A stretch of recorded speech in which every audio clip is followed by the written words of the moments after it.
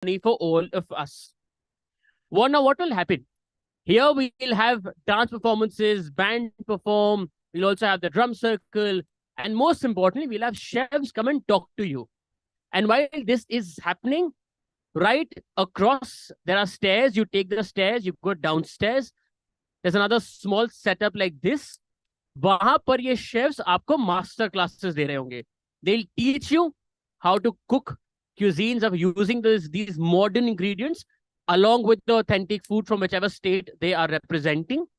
You can go, learn, look, experience, and also taste. That's the best part.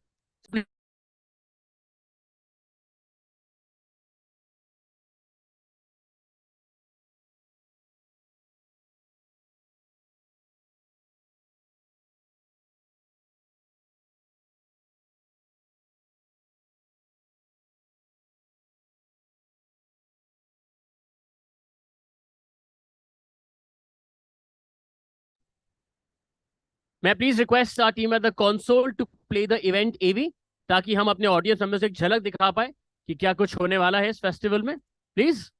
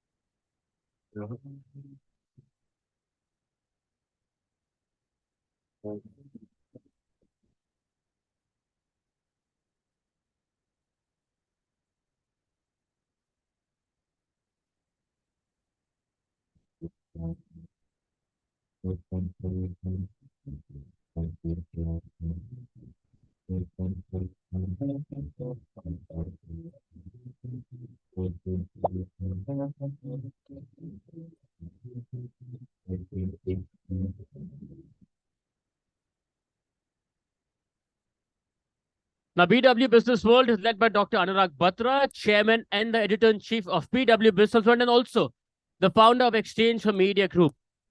Now, this is the fastest growing business media house in the country, and with a network spanning across 24 niche business communities and 8 magazines, BW Business World is proud to be entrenched in various verticals in the domestic as well as global business ecosystems. Now, this event is being streamed live across all BW Business World platforms, including the social media channels and also on www.bwbusinessworld.in. A humble request and reminder, अगर आप कुछ भी online share करते हैं, please use the hashtag Aerocity Culinary Fest.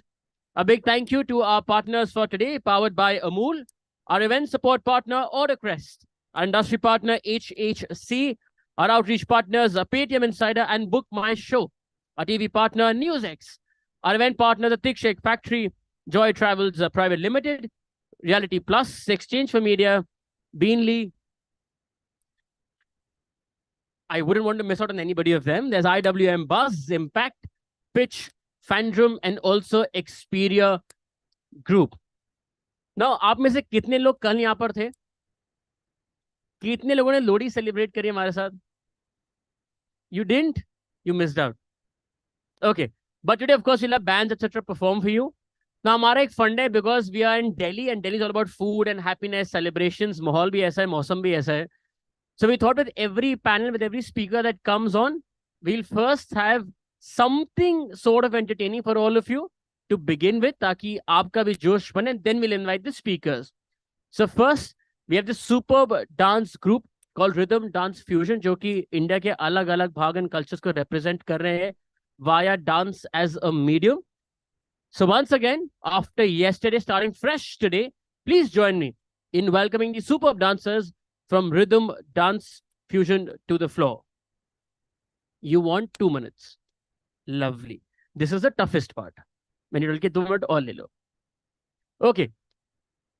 आप में से just to ask you, how many of you cook food? खाते तो of course सब हैं. Sir, आप what do you cook? The best. Pizza and lasagna, ma'am. Ma'am, everything though, of course. No, you're just talking like my father. He उन्हें आता सब है, बनाते हुए कुछ भी नहीं है. But something, that one bit. Mughlai food. Oh, lovely. और कौन थे? Yes, sir. Pizzas. We'll have a competition between you and sir then. He's not qualified. Anybody else who cooks? You can make Maggie. High five, sir.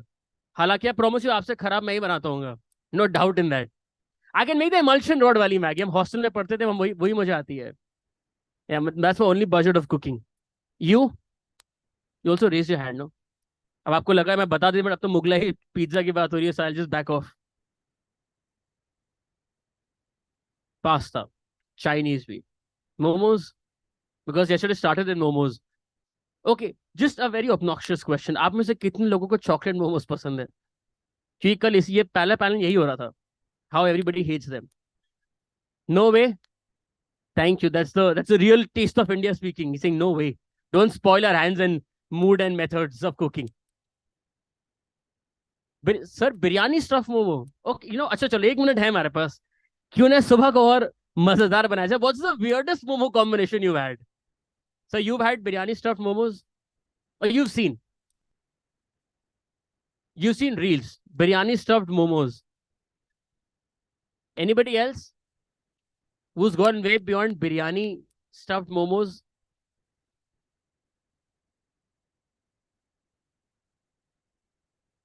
Sir पेने.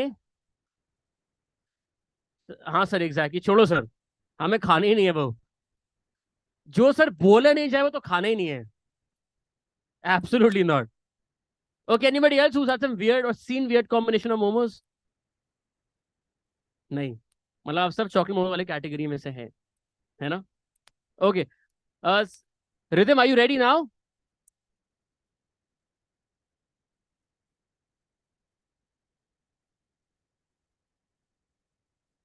Ready? Okay, while they're doing this, because why did I ask this question? Because आप में से जितने भी लोग खाना बनाना पसंद करते हैं, we also have a taste of work competition, a cooking competition that you can participate in. Our team members are here. You can just let them know. That will happen in the evening, and if of course you win, we'll have chefs judge that. अगर आप वो जीतते हैं, again we have vouchers for you to win and take back home. That's one thing. We'll have bands perform here. In the evening, we'll also have a mixologist join us and perform tricks for all of you. And Lohri क्योंकि कल मन गई है, आज वो नहीं है. What else do we have in the agenda? We have speakers, we have chefs. Oh, you also have jam. You have drum circle today. That's rhythm circle. That's drum circle where all of us will get together at 4 p.m. We'll have drums for all of you. We've got drums for all of you. और हम साथ मिलके कुछ symphony create करेंगे. For which again we've got some superb chefs doing that, which I do not know of. Then you got another dance group in the evening. Apart, you got all sort of cuisines to try from different parts of the country, and that still means कि अभी हम rhythm का wait कर रहे हैं. Rhythm, are you ready now? Can someone check please from the team? I think they can't hear me.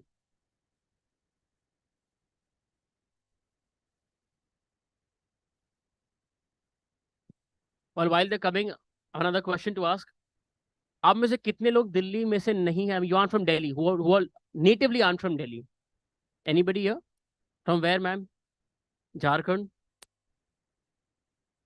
Yeah, you also raise your hand, no? Where are you from, ma'am? Great. That's Uttar Pradesh. Same. High five. UP. Orissa. Orissa. Gujarat. Jammu. UP is a common. I think half of Delhi is only UP. No complaints and questions there. We've got diversity here, that means. Why? Because all the stalls that you see behind you, they represent cultures from all across the country. You've got Gujarat, you've got Maharashtrian food, Punjabi, there's Bihar. Amul is, of course, representing the country, I could say. There's Kashmir that's come today as well. They won there yesterday. There's Tamil Nadu here. There's Arunachal, Karnataka as well there. Yes. Shall Okay. The first performance that Rhythm Dance Fusion brings to you today is representing Maharashtra. Let's please welcome them. Zordar taaliyon ke saath. Yeah. Lovely. Thank you.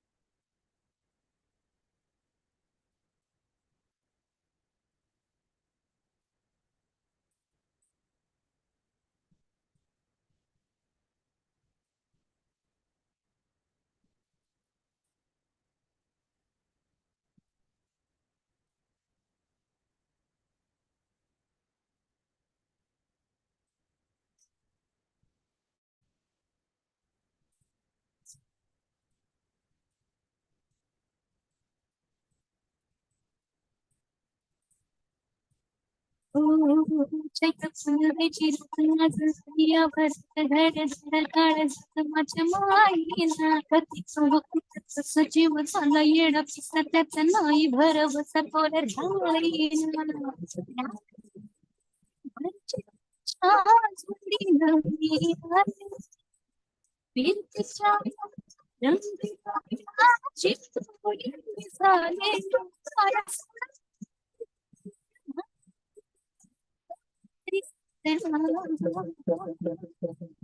मला जाऊ द्या ना घरी मला जाऊ द्या ना घरी मला जाऊ द्या ना घरी मला जाऊ द्या ना घरी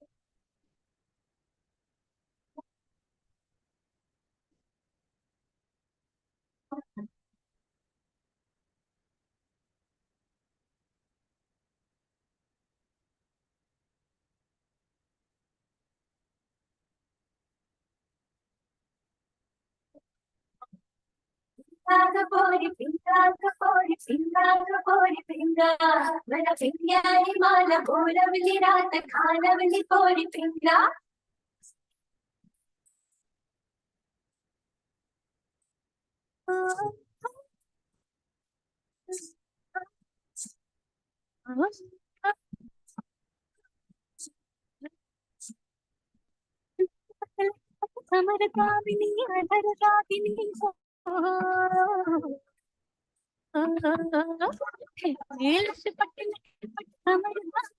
अधर कामिनी सची धजी मेरे पिया की सारी जिया से बारी मेरे अंगना में देखो आज खिला है चांद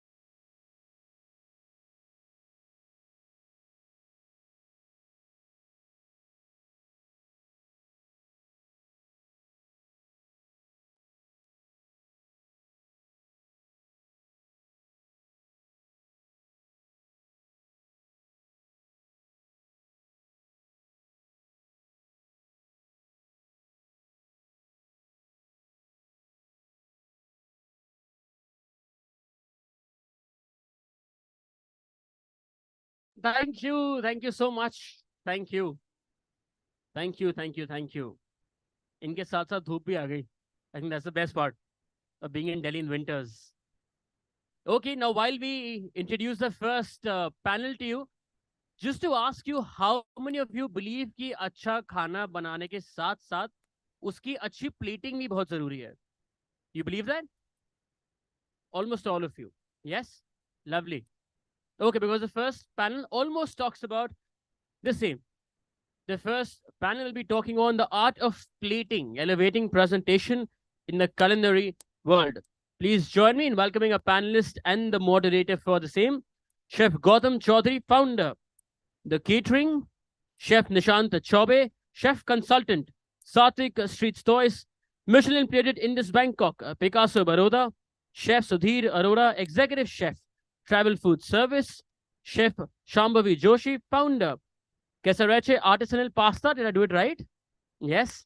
And this will be moderated by Anurag Bhail, aviation hospitality expert, business evangelist, and also a coach. Yes, please welcome them. Zordar taaliyon ke saath, ladies and gentlemen.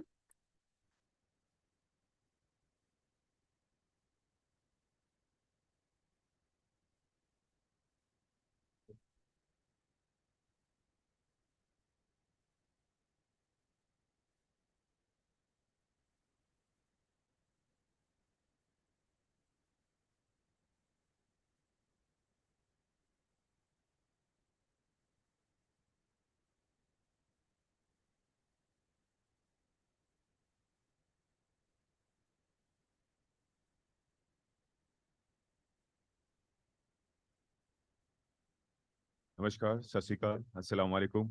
Happy New Year, everyone. Lohri मनाई थी कल आप लोगों ने? संक्रांत?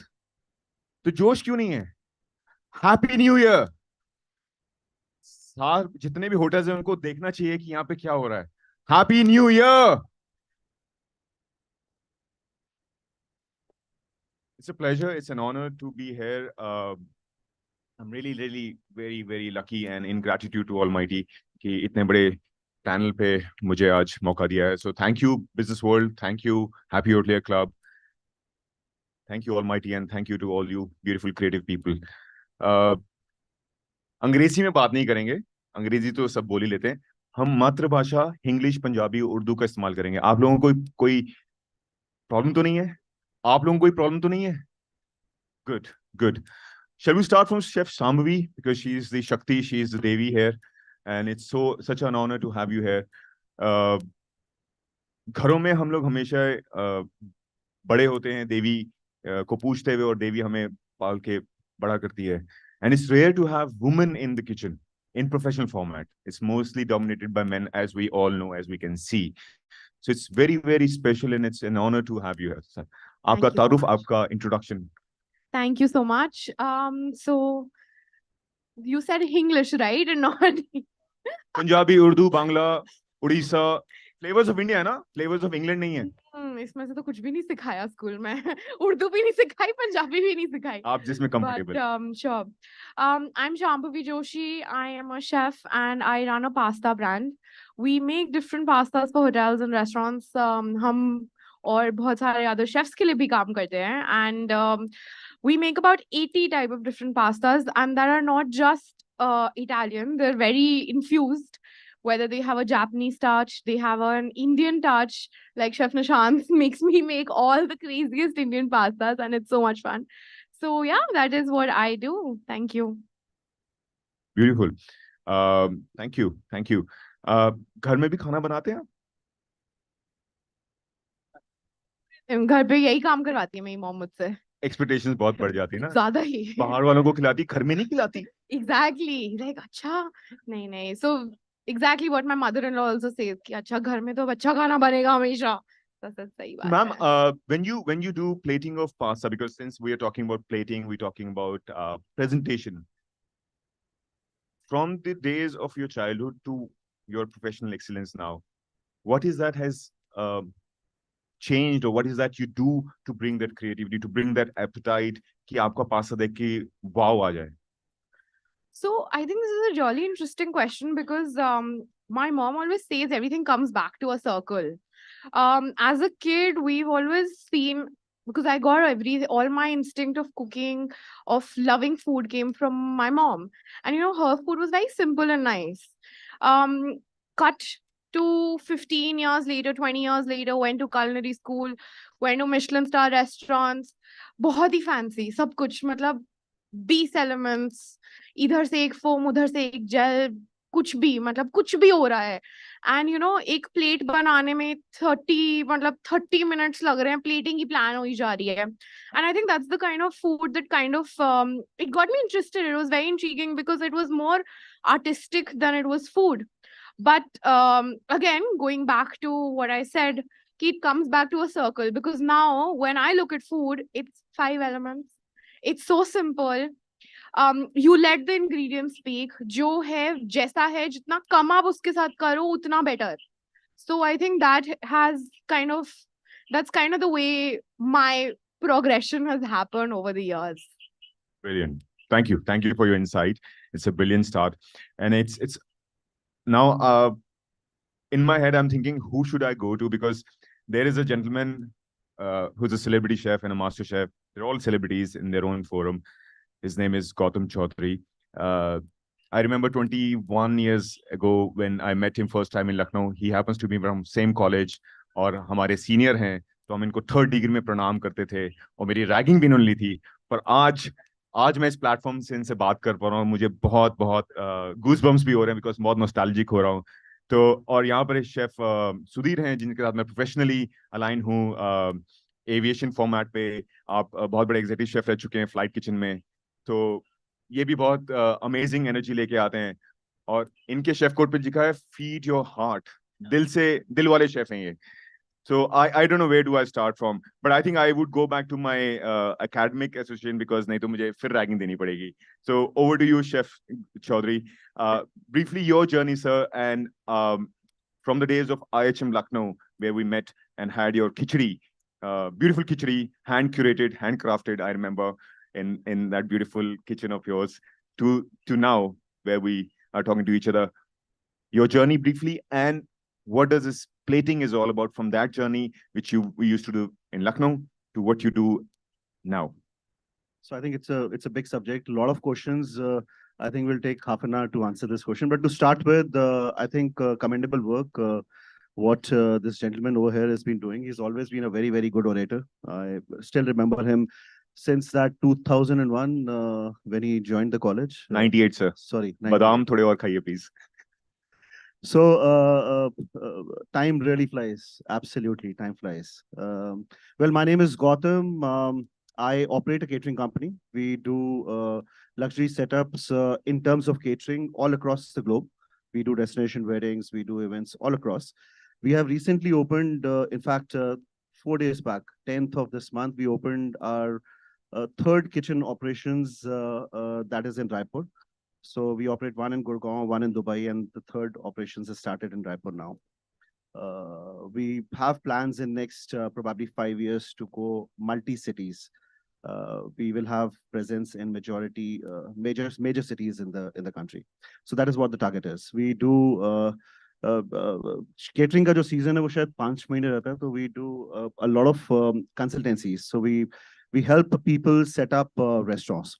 This is in a nutshell, this is about me.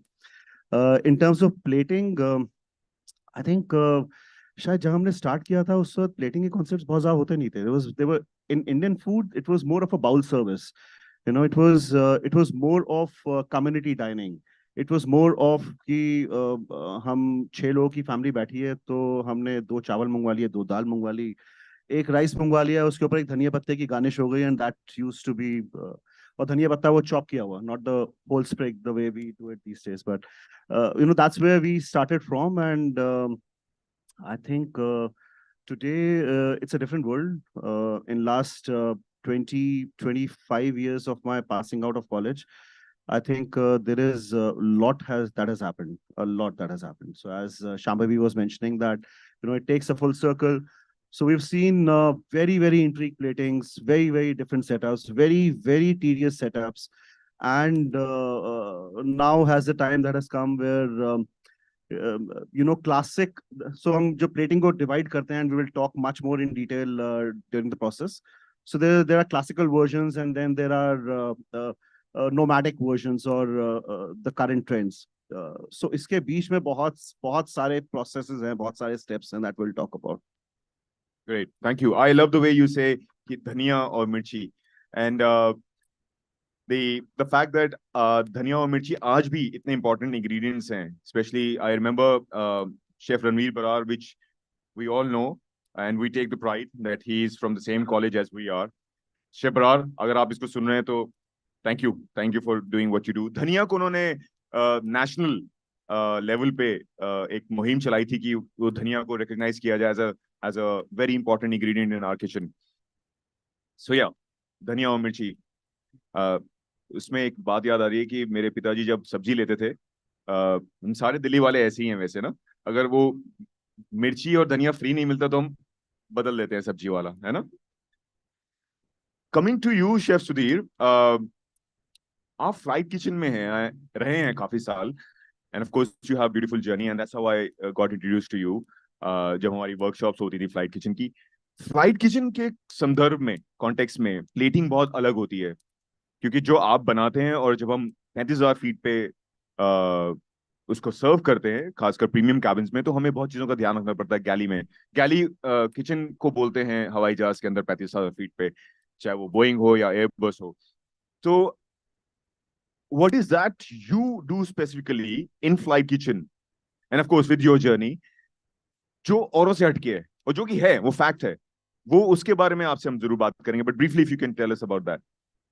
So I'm Chef Sudhir. I work for a company called Travel Food Services now, and my association with Flight Kitchens is about 15 years. So I think जो आप question पूछ रहे हैं ना, for these people, they think they plate and they serve. For us, people in the airline aviation industry, we think and we ask these guys to serve. So जो मैंने सोचा है वो इन्होंने करना है, तो बड़ा difficult task है. मैंने सोचा कि ऐसा दिखेगा, पर ये एक्चुअली कुछ और कर लेते हैं, और फिर बाद में मेरे पास क्वेश्चन आता है ये क्या है. तो that's how it is. But anyway, so हमारे लिए चैलेंज क्या होता है कि we have to explain to everybody and every kind of person कि हमारी प्लेटिंग कैसे होगी, और how I am looking at it, how I am envisaging, and you have to copy it.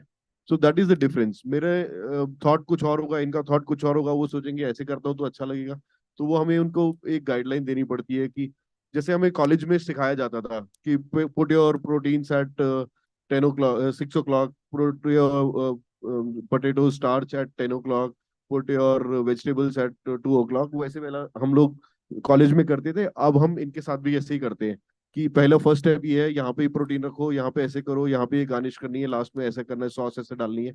So that process, it's a process which we have to follow, and that's how it is. पर मेरी संभवी जब बता रही थी Michelin वाला, तो मैं एक क्रूज लाइन में काम करता था 95-98 में. 3 years I was there. So हमारे एक शेफ होते थे, आयरिश शेफ हिडन. He was very obsessed with plating, and we used to do smoke salmon plating करते थे. उनका फेवरेट उनका वो होता था appetiser, and we used to put 36 items on that plate. And on a cruise line we had 5,000 passengers. So I had to make around 4,000 plates because कुछ vegetarian होंगे, कुछ और opt करेंगे, पर most popular was smoked salmon.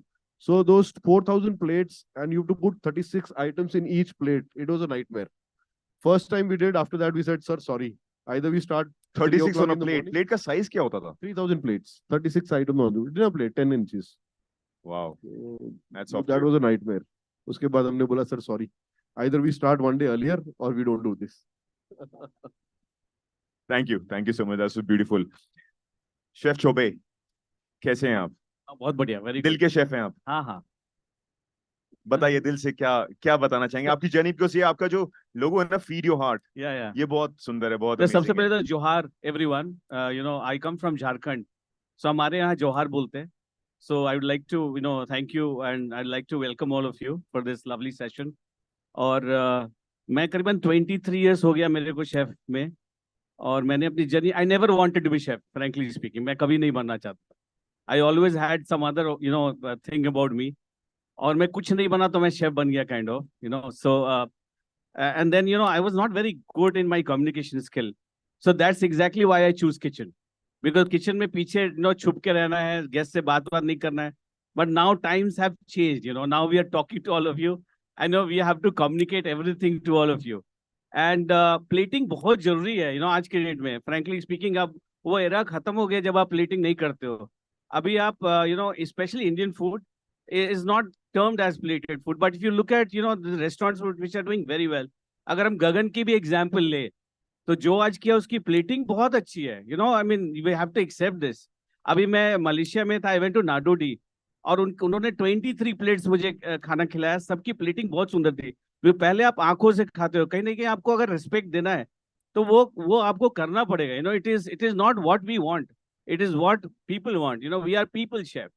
और ये बहुत ही ज्यादा जरूरी है. बट प्लेटिंग का मतलब ये नहीं कि आप उसमें जो उसका मेन हाईलाइट है उसी को छुपा दो. If you have butter chicken is the highlight and not the gravy. Somehow what I observe is कि हम लोग बहुत सारे competition judge करते हैं. उस time, you know, they load with so much of garnish and all that Amitabh Bachchan is hidden. You know, Prem Chopra is on top. So that is not the right movie. Okay, the movie is a flop. So no, it is very. Also, I request all of you, whoever cooks in, you know, this, and who also wants to cook, less is more. जितना कम करोगे उतना अच्छा होगा. White is the most acceptable thing in this world.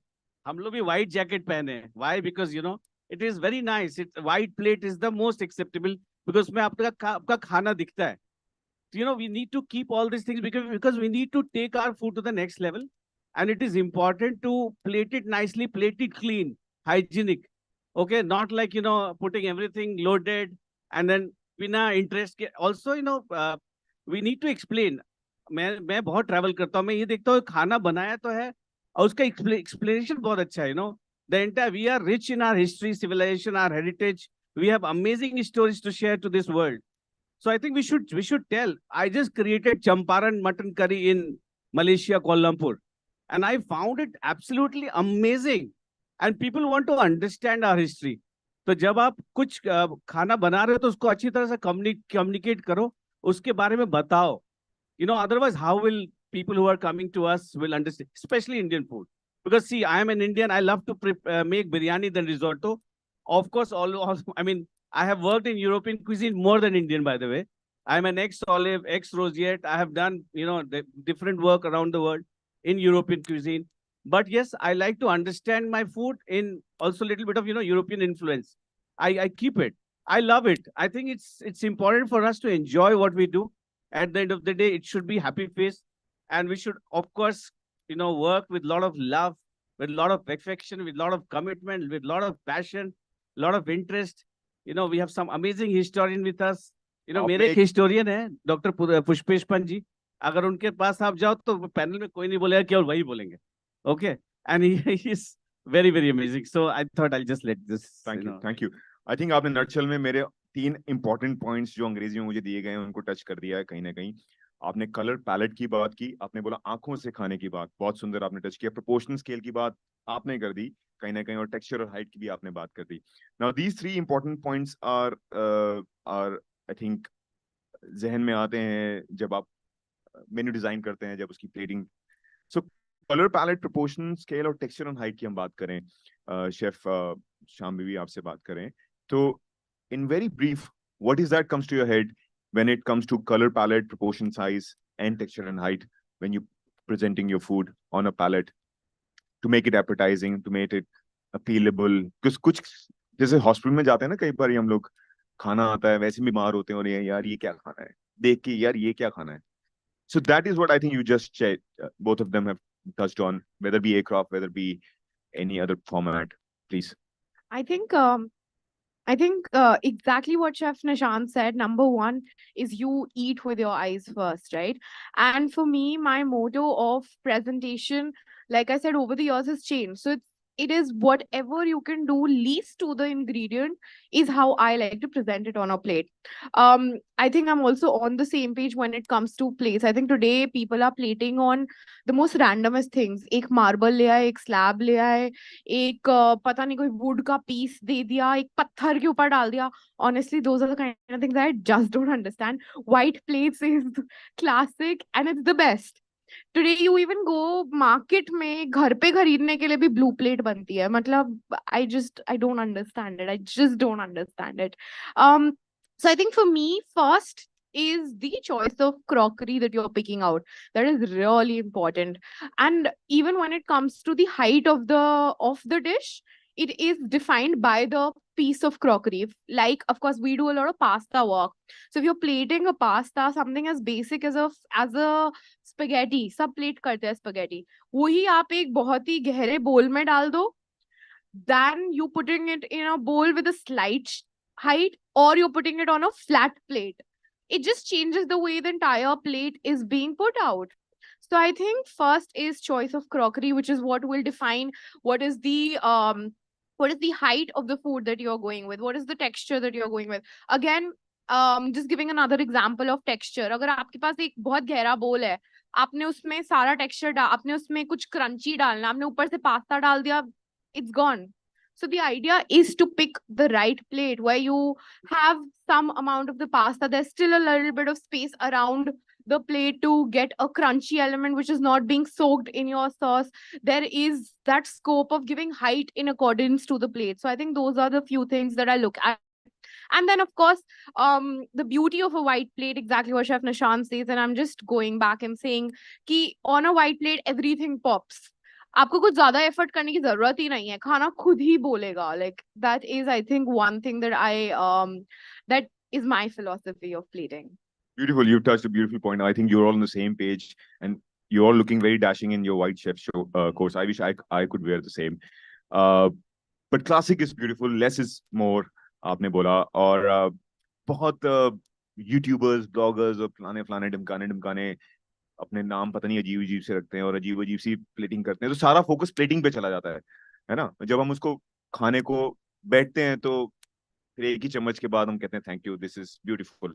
ऐसा मैं workshops में करता था कई बारी. So what you mean to say is कि it's more to do with classic, it's more to do with what has been traditionally the principle of plating. उस पे ज्यादा हमारे को एक्सपेरिमेंट करने की जरूरत नहीं है. Is that what you are saying? Yes, I think, but that's not just with plating. That's also, again, सबकी philosophy खाने की अलग होती है. Like chef said कि उनके कोई chef थे जो 36 elements करते थे. I worked for a restaurant जहाँ पे एक हमारा salad होता था, उसमें 18 elements जाते थे. मतलब क्या ही डाल दिया आपने salad में, 18 elements में क्या ही कर दिया? I just don't understand the concept.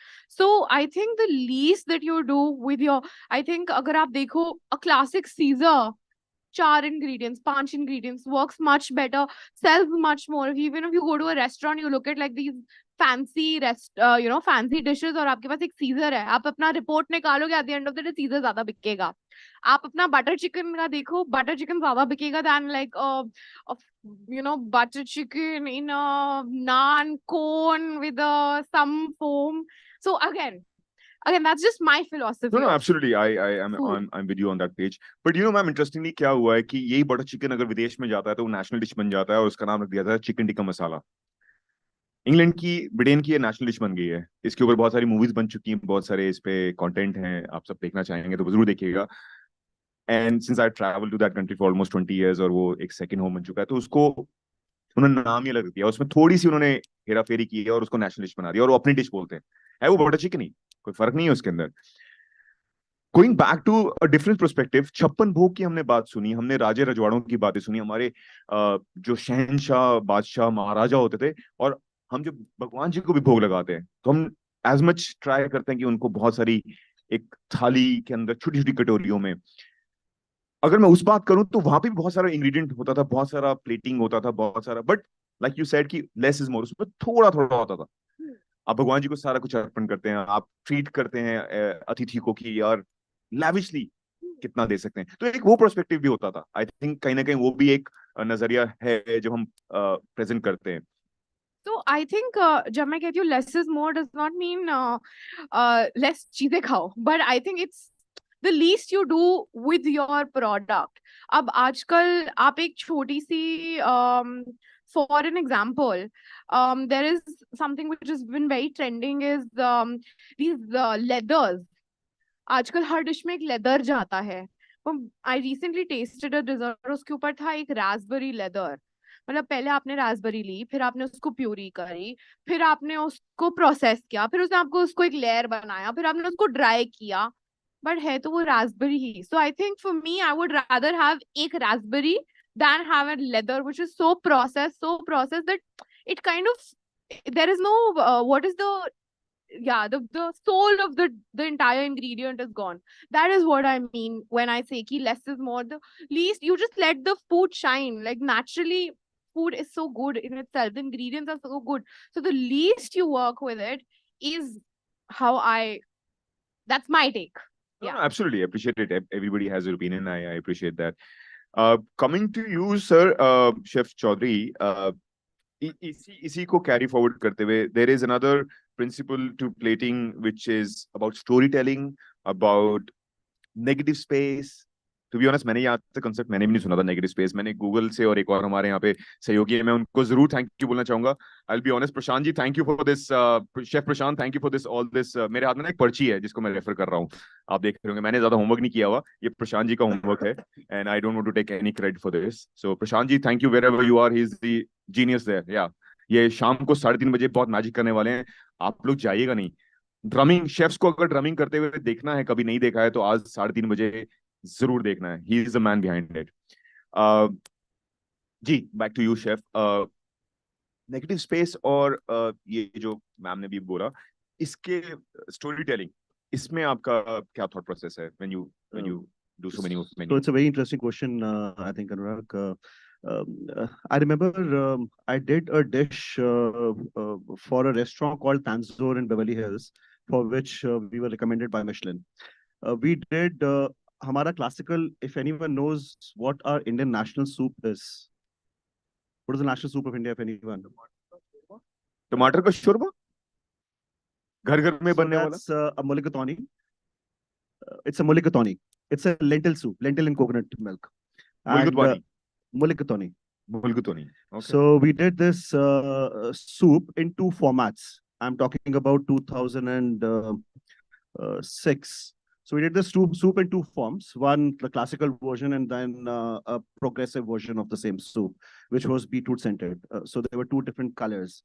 And we involved उस time पे service engagement बहुत ज़्यादा चल रही है. So there's one segment that we have been talking about plating. But बीच में एक segment आया था जब service का involvement बहुत ज़्यादा बढ़ गया था. And service को engage रखना, doing a small sort of a storytelling, rather more than storytelling, an activity on the table की बहुत ज़्यादा ज़रूरत थी. And we did, it was a pre-garnished plate, and then there will be a server who will come, who will crush some fresh pepper on the plate, and which will, वो negative space जो आसपास जो whiteness रह जाएगी plate के ऊपर, that is called the negative space. So negative space को हम दर्शाते हुए वो plate हमने सामने रखी. There is a second server who came in, who threw in some pepper, freshly crushed pepper from the pepper mill, and the third server comes in who's carrying 2 soups or rather sauce boats in his hand, and then he's pouring it, from 2 different sides. And uska ek yin yang format mein aata tha, and it was such a beautiful soup, and we got a lot of raves for that soup. So I think your negative space ka aspect bhi cover hota tha, storytelling ka aspect bhi cover hota tha. That was one time, that was one era which I still miss these days. आज हमारी शायद service engagement बहुत कम हो गई है. We do majority of the stuff from the background because service बहुत जगहों पे engaged रहती है, and we know कि छोटे elements टेबल पे बहुत सारे बढ़ गए हैं. ये मधुमक्खी पता है क्या करने आई थी? आपको ब्लेस करने आई थी. ऊपर वाला आपको ब्लेस कर रहा है. इतनी अच्छी खुशबू आ रही है आपके शेफ कोर्ट से, वो सब आपके इतने सारे लोग, और वो मधुमक्खी पिन बनाते हुए, वो मधुमक्खी हनी लेने आई थी, ले गई, क्योंकि आप लोग इतने मीठे हैं, इतने सुंदर हैं, इतनी अच्छी क्रिएटिविटी करते हैं. Thank you for that aspect. दिल वाले डॉक्टर साहब, दिल वाले शेफ, ये जो नजरिया इन्होंने दिया, उसके बाद अटेंशन टू डिटेल की बात आती है, और बात आती है कि सीजनैलिटी एंड फ्रेशनेस. ये भी एक बड़ा कॉन्सेप्ट है जिसके बारे में बात की जाए, तो आपका उस पे क्या नजरिया रहेगा sir? No, I definitely agree with that.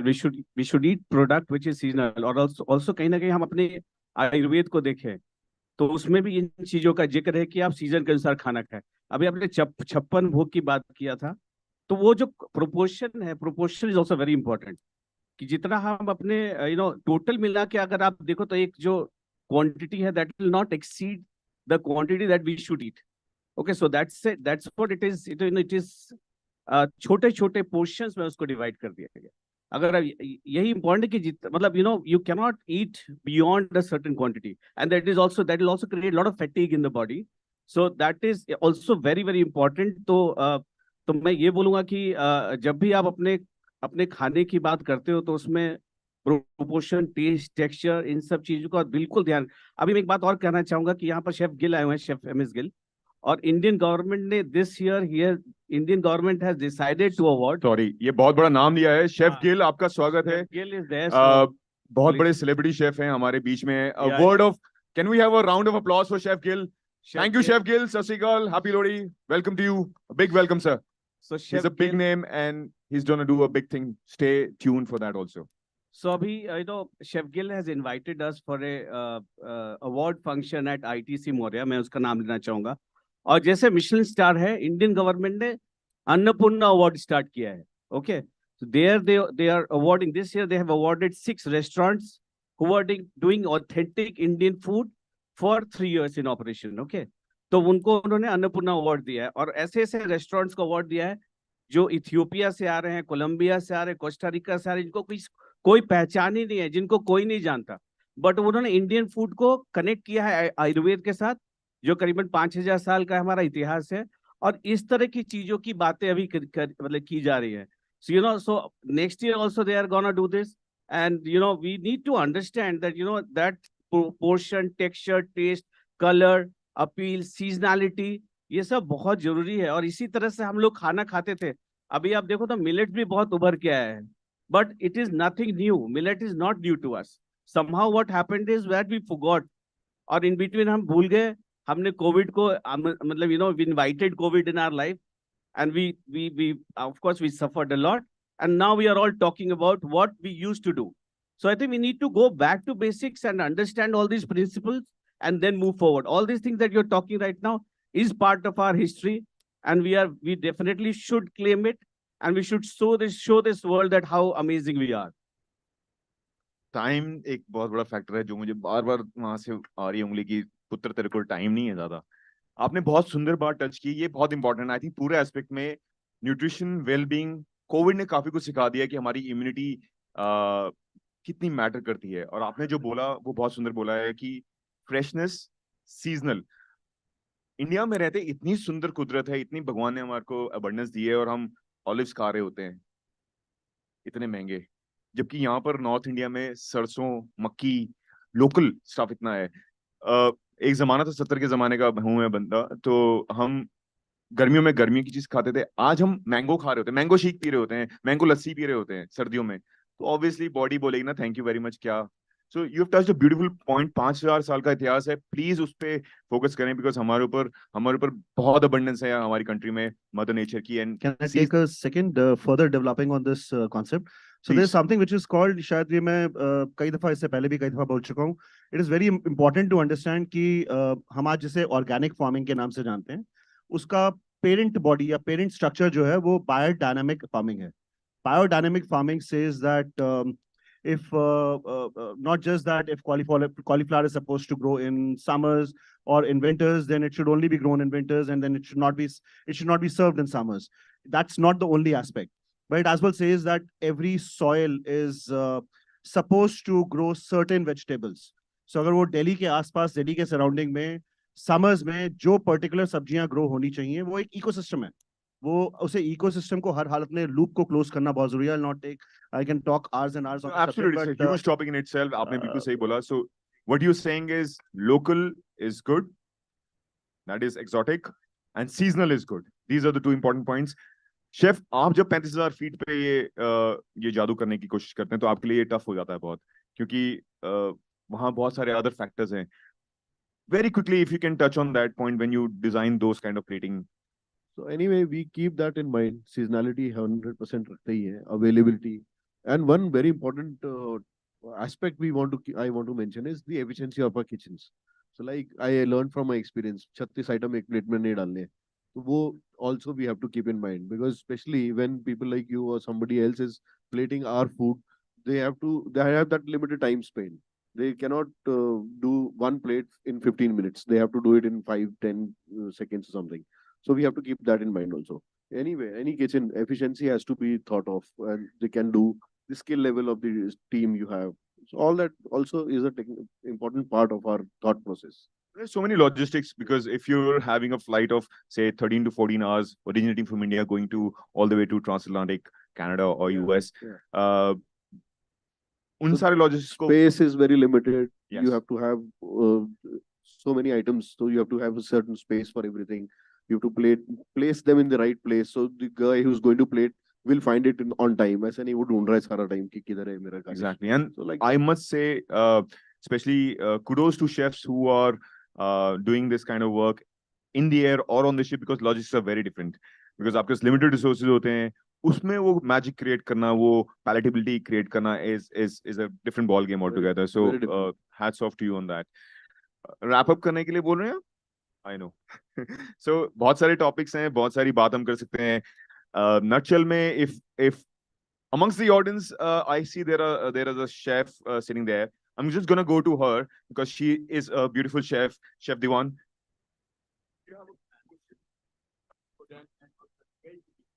So I love the way you've all talked about the plating part of the dishes, and I feel like I'm like specializing in Pan Asian, and Pan Asian cuisine is all about the plating, because it's all about how it looks on the plate, So I feel that the ingredients that are fresh and they speak for themselves, like you said. And I think the freshness is, I think, the best part of, any cuisine.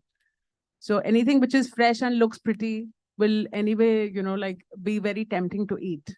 So that's it. I don't have a question because they've answered all the questions. You specialize in vegan meal, right? Okay, so when you do specific dietary meals, what is that you do to create that magic? So I have to be very careful, because the thing is that it has to be, I'm working with very limited ingredients. मतलब बहुत कम ingredients में I have to create that magic. So I have to see that the taste has to be amazing, that people will not eat the meat and chicken and they'll pick up my dish. So that is what I have to, and the sauce, whichever sauce I'm preparing, it has to be better than the non-veg. Yeah, sure.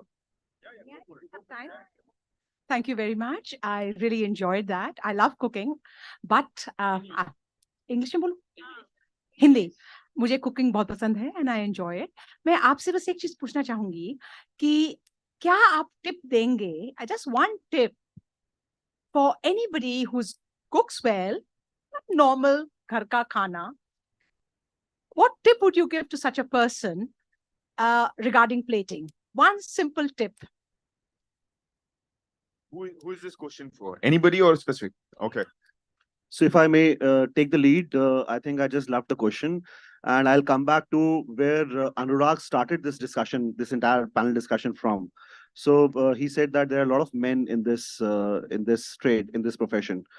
It is not because they are better cooks. No, it's misleading. Ladies are always better cooks, 100%. They have better senses than men. Men are in this profession because we have very, very long standing hours. We have a lot of very, very extreme hard work, which is required. Not demeaning, not trying to say that ladies do not do hard work. It is more of a muscle power which is required. That is the reason why it is. There are a lot of men in this profession. Otherwise, ladies are better. I still can't cook as good as my mom, ma'am. I think she cooks from heart, and that's the secret ingredient that you require. Absolutely. Thank you. I just want to add. Let's have thing. a lot of applause for what he's saying. Just want to add something. So आप घर के लिए पूछ रहे थे ना, आप ना राइस कुकर जरूर रखो घर पे, बिकॉज आजकल ना घर में भी लेडीज बहुत रील्स देखती है, ओके, और खाना कभी कभी जल जाता है. So I think you should keep some rice cooker. I think rice cooker is a very amazing equipment. You should invest in that. आपका राइस बनेगा, आप रील्स बना सकते हो. आपने उसमें कड़ी बनाई है, दाल मखनी बनाई है, बहुत बढ़िया बनता है, बहुत amazing. बहुत अच्छा बनता है, और आपको देखना नहीं पड़ता. राइस कुकर माइक्रोवेव वाला नहीं होना चाहिए. ट्रेडिशनल राइस कुकर की बात कर रहे हैं ना आप.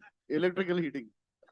a big round of applause for what chef said and for all the ladies in the kitchen because हम लोग बड़े ही उनकी वजह से हुए हैं. So जितनी भी ladies यहाँ पर हैं, जितनी भी देवियां हैं, शक्तियां हैं, वो माँ की फॉर्म में हैं, वाइफ की फॉर्म में हैं, बहन की फॉर्म में हम लोगों को बहुत पैम्पर करती हैं.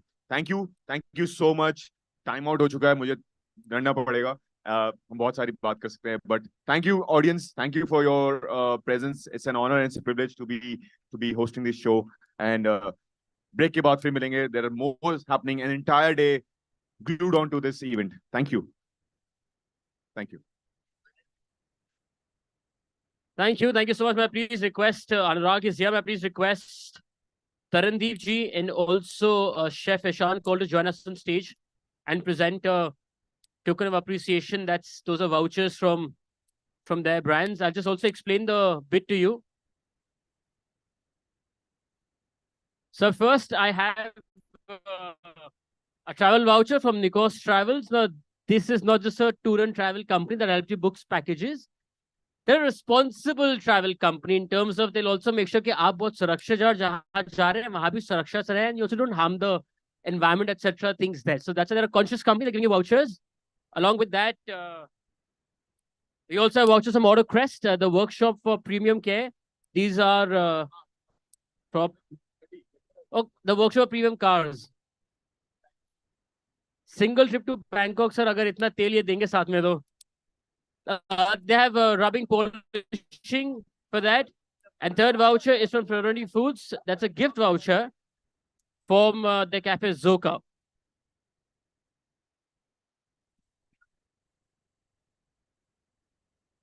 Sorry, मेरा dual role है, so I'm also representing, and I'm taking this opportunity to represent AutoCrest. AutoCrest is the premium car workshop in Delhi NCR. We're based in Gurgaon.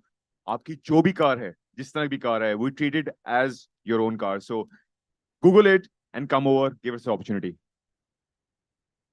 Thank you. We'll also do a picture after this, please.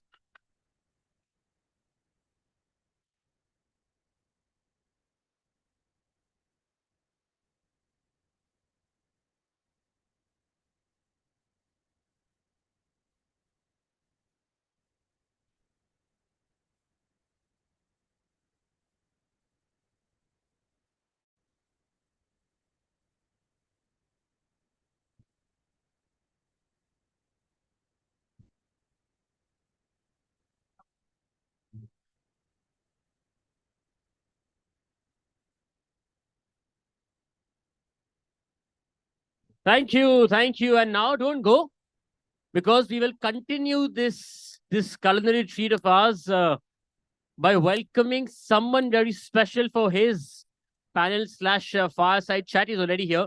He's been introduced by the previous panel. Thank you.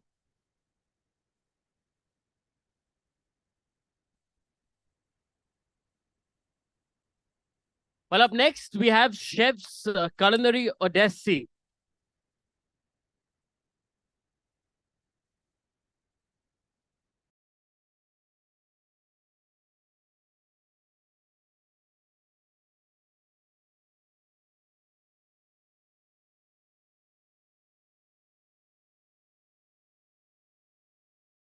It's crafted iconic dining experiences at ITC hotels and beyond the kitchen.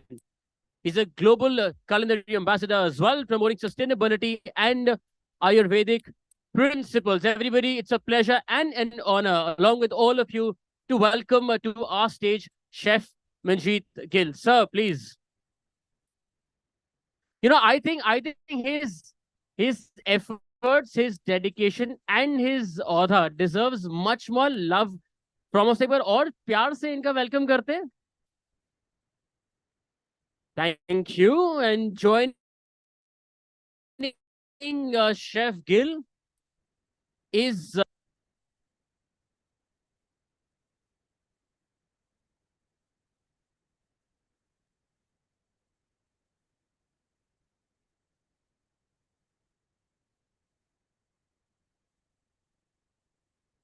welcome, sir. Please.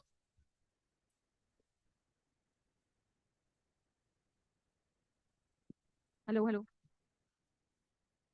So it's a privilege to have Chef Manjeet Gill here with us. And I think it's my honor to be with him and, do this chat show with him. So, no. So I think he's an iconic in the industry. He spent almost 50 years in this culinary um, ambience, right? So I think it was just a phone call away. So I feel it's more privileged for me to be here with him. And he's always somebody I've looked up to, right? So let's start before we, get that. I think that inspiration is very, very important because there's lots to learn from him. So I don't know how many of us know, but he actually got into this industry by chance because he was doing his BSc from a college in Delhi. And then his father actually guided him to get into this area of, expertise. So that was just by chance.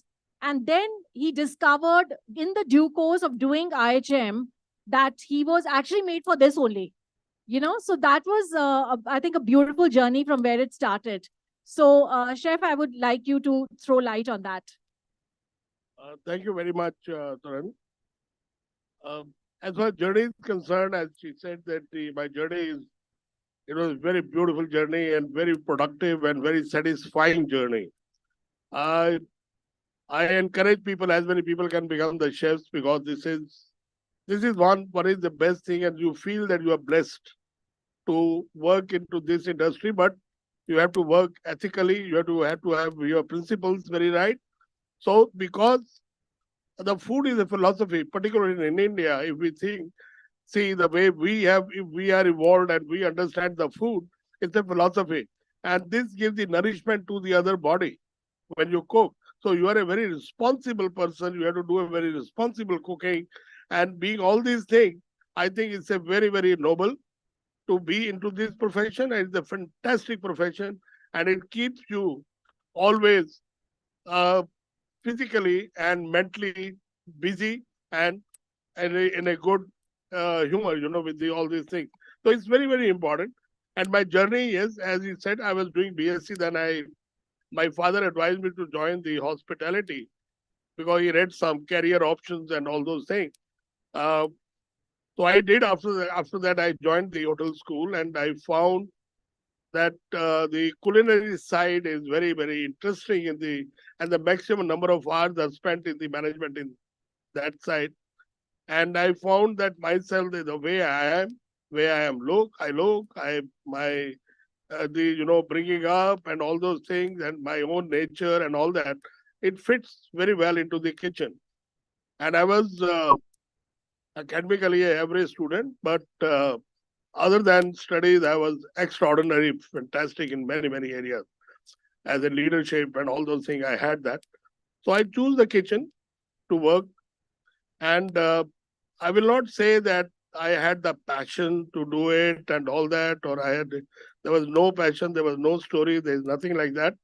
But only getting into this, the hotel management, and then found kitchen is the food production is a very, very interesting side, very practical side, and where you can, work very freely with your own mind.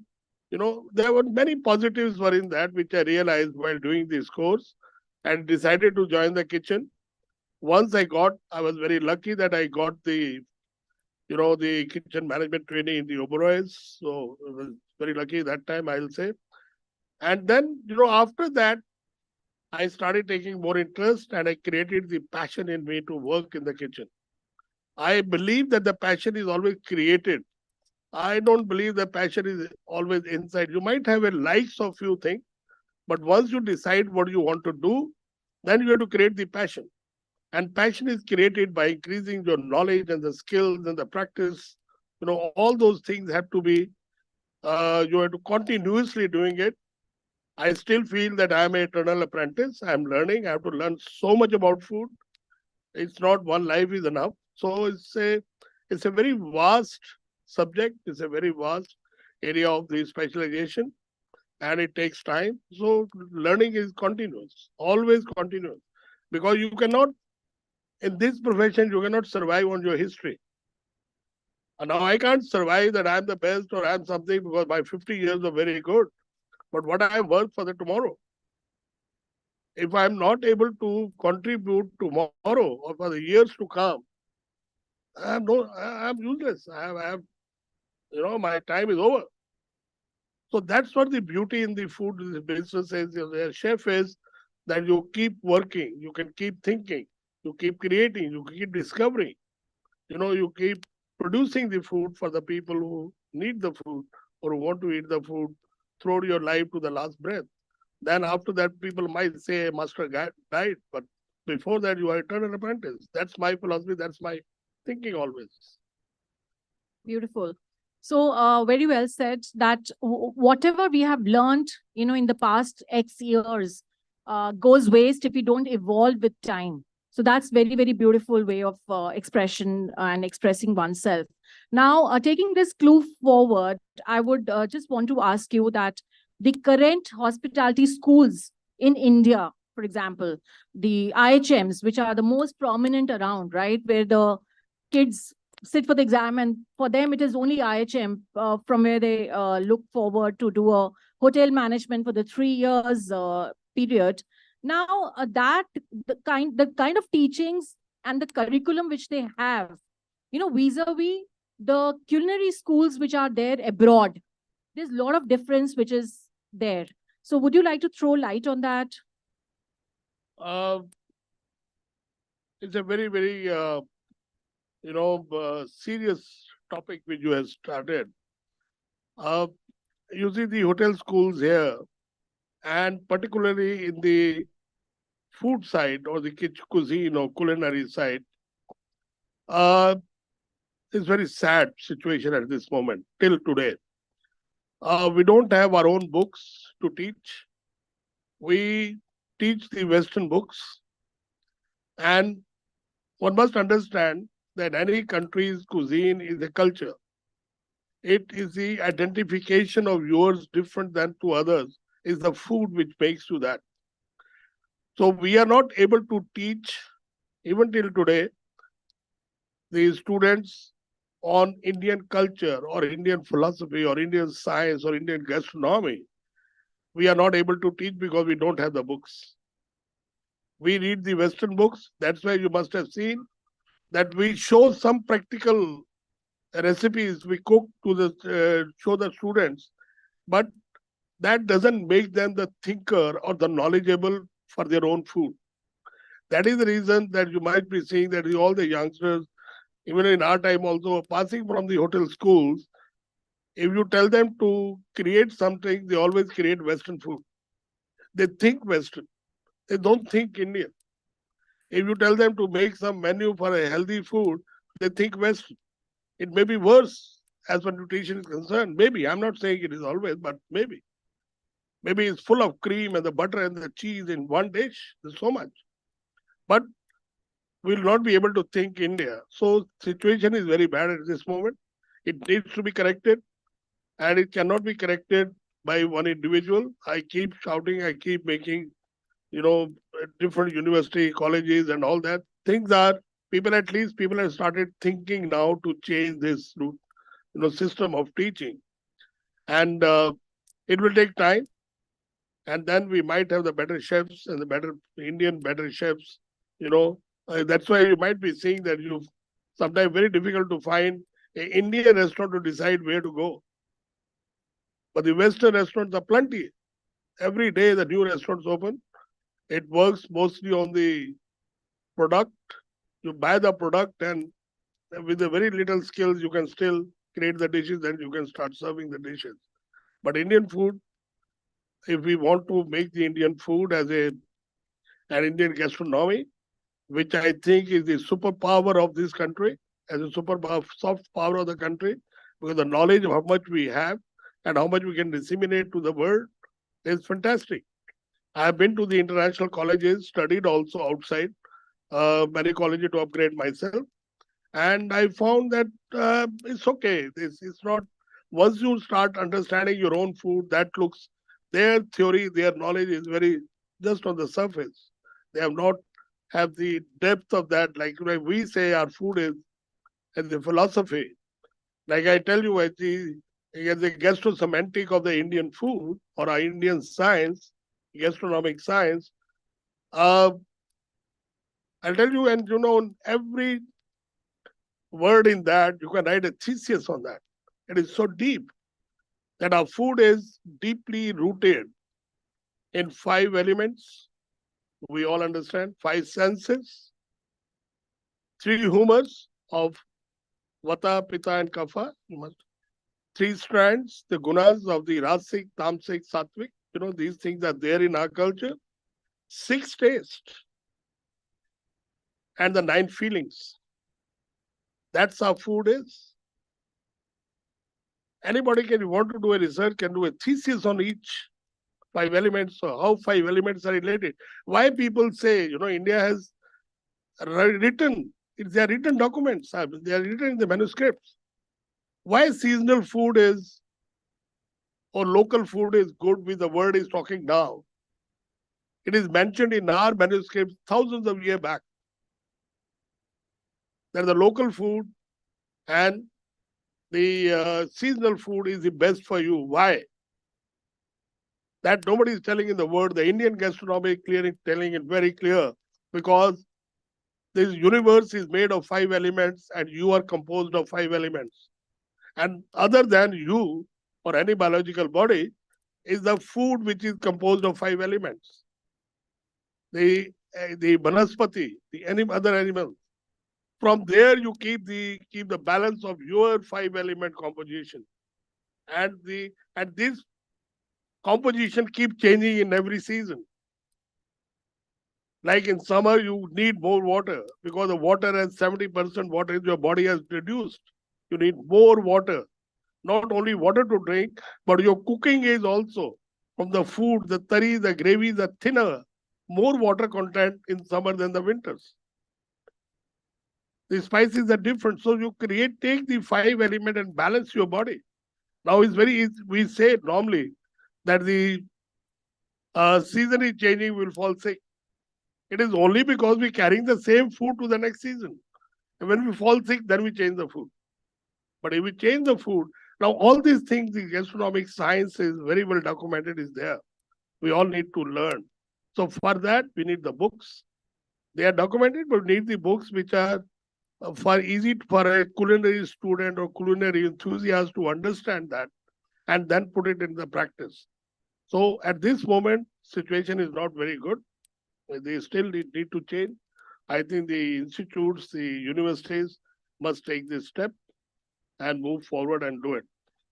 Very But I'm doing a book. beautifully. I think it will be out in a year's time, which that how much every person who cooks need to understand the Indian gastronomy, keeping in mind the principles and the guidelines of Indian philosophy food and the Ayurvedic philosophy. Let's see how it works. Beautiful. All the best for your forthcoming book. And I think this is one of the many books which he's written. So, I think he doesn't even have a count of the number of books he's written and contributed to this whole industry. But rightly said that the schools we send our students to, is a little painful because they are not getting the right ingredients to come out and understand what we stand for, in India at least. So Indian food has to be passionately looked up to and curated and loved to create many more things out of it, right? So that basic, if it's not clear in our current schools, I think there's lots to contribute there. And I think chefs like you, veterans, they actually, all the chefs like you come together and create a school, culinary school in India. I think that's going to be something to really look up to, and I think that will surpass everything which is happening all over the world, because the kind of passion they are going to be putting it for the Indian cooking, because Indian cooking needs a lot of exposure still. No, you see, it's sometimes it's difficult to, people react very fast. Like, if we are Indian, we have to know Indian cooking. And when I say in India, we can see so easily when we say our cuisine is very diverse, our culture is diverse. So every chef has to be perfect in his own regional or own community food. That he should be, he cannot say, I tell you, if you have a little time, I can tell you, first time when in 1979, I went to Cornell University to do my few courses on food production management and food and beverage control, and few courses I did over there. And there was an international community over there, and they asked me, they talked to me about Indian food. I said, I don't know what is Indian food. I never cooked because I was trained on the Western food. I was trained in our time, it used to be called continental food, more on the French food. Then over there, while discussions and all that, okay, Western French food, where you lived in France, where? I said, never lived. You don't speak language? No, I don't know how to speak. You learn from whom? We learned in India. How can you learn any food like that? So for a Indian chefs, I will say that, or any in person, must master your own food first. And if you master your own food, you will be able to learn other foods much better. So you can cook, you can learn any food, any cuisine of internationally, but you must know your own food. That's very important to know. What you can learn in your own food, those rudiments or the basics is very difficult to pick up of any other cuisine. But on your basics, you can learn other foods also. Because basics doesn't change much. Right. So it is very, very important to know your own food. And then only you will see that culturally, how Indian food will come up and the right food will come up. Our food is, very good. And we all have to understand the pan-India. We say that our food is very diverse, but our philosophy is not diverse. That is why we don't call it, we still call it a Indian food. Why we call it? Because the pan-India, the philosophy, the guidelines, the principles, the fundamentals, the science of food is common, the whole India. That this philosophy only says, now, after understanding the total science of this, then be creative with your own local flora and fauna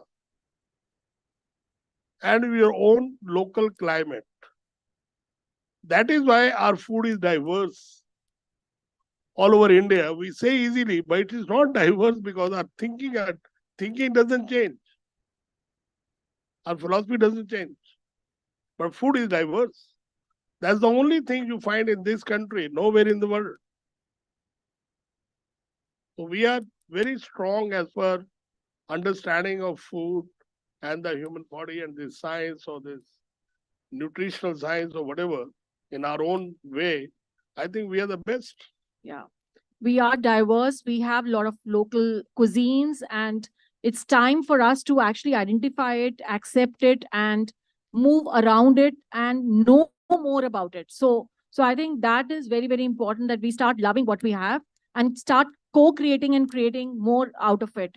I would also, my almost the second last question is that you have created brands, iconic brands like Bukhara, Dampuk, and we've seen part of the team.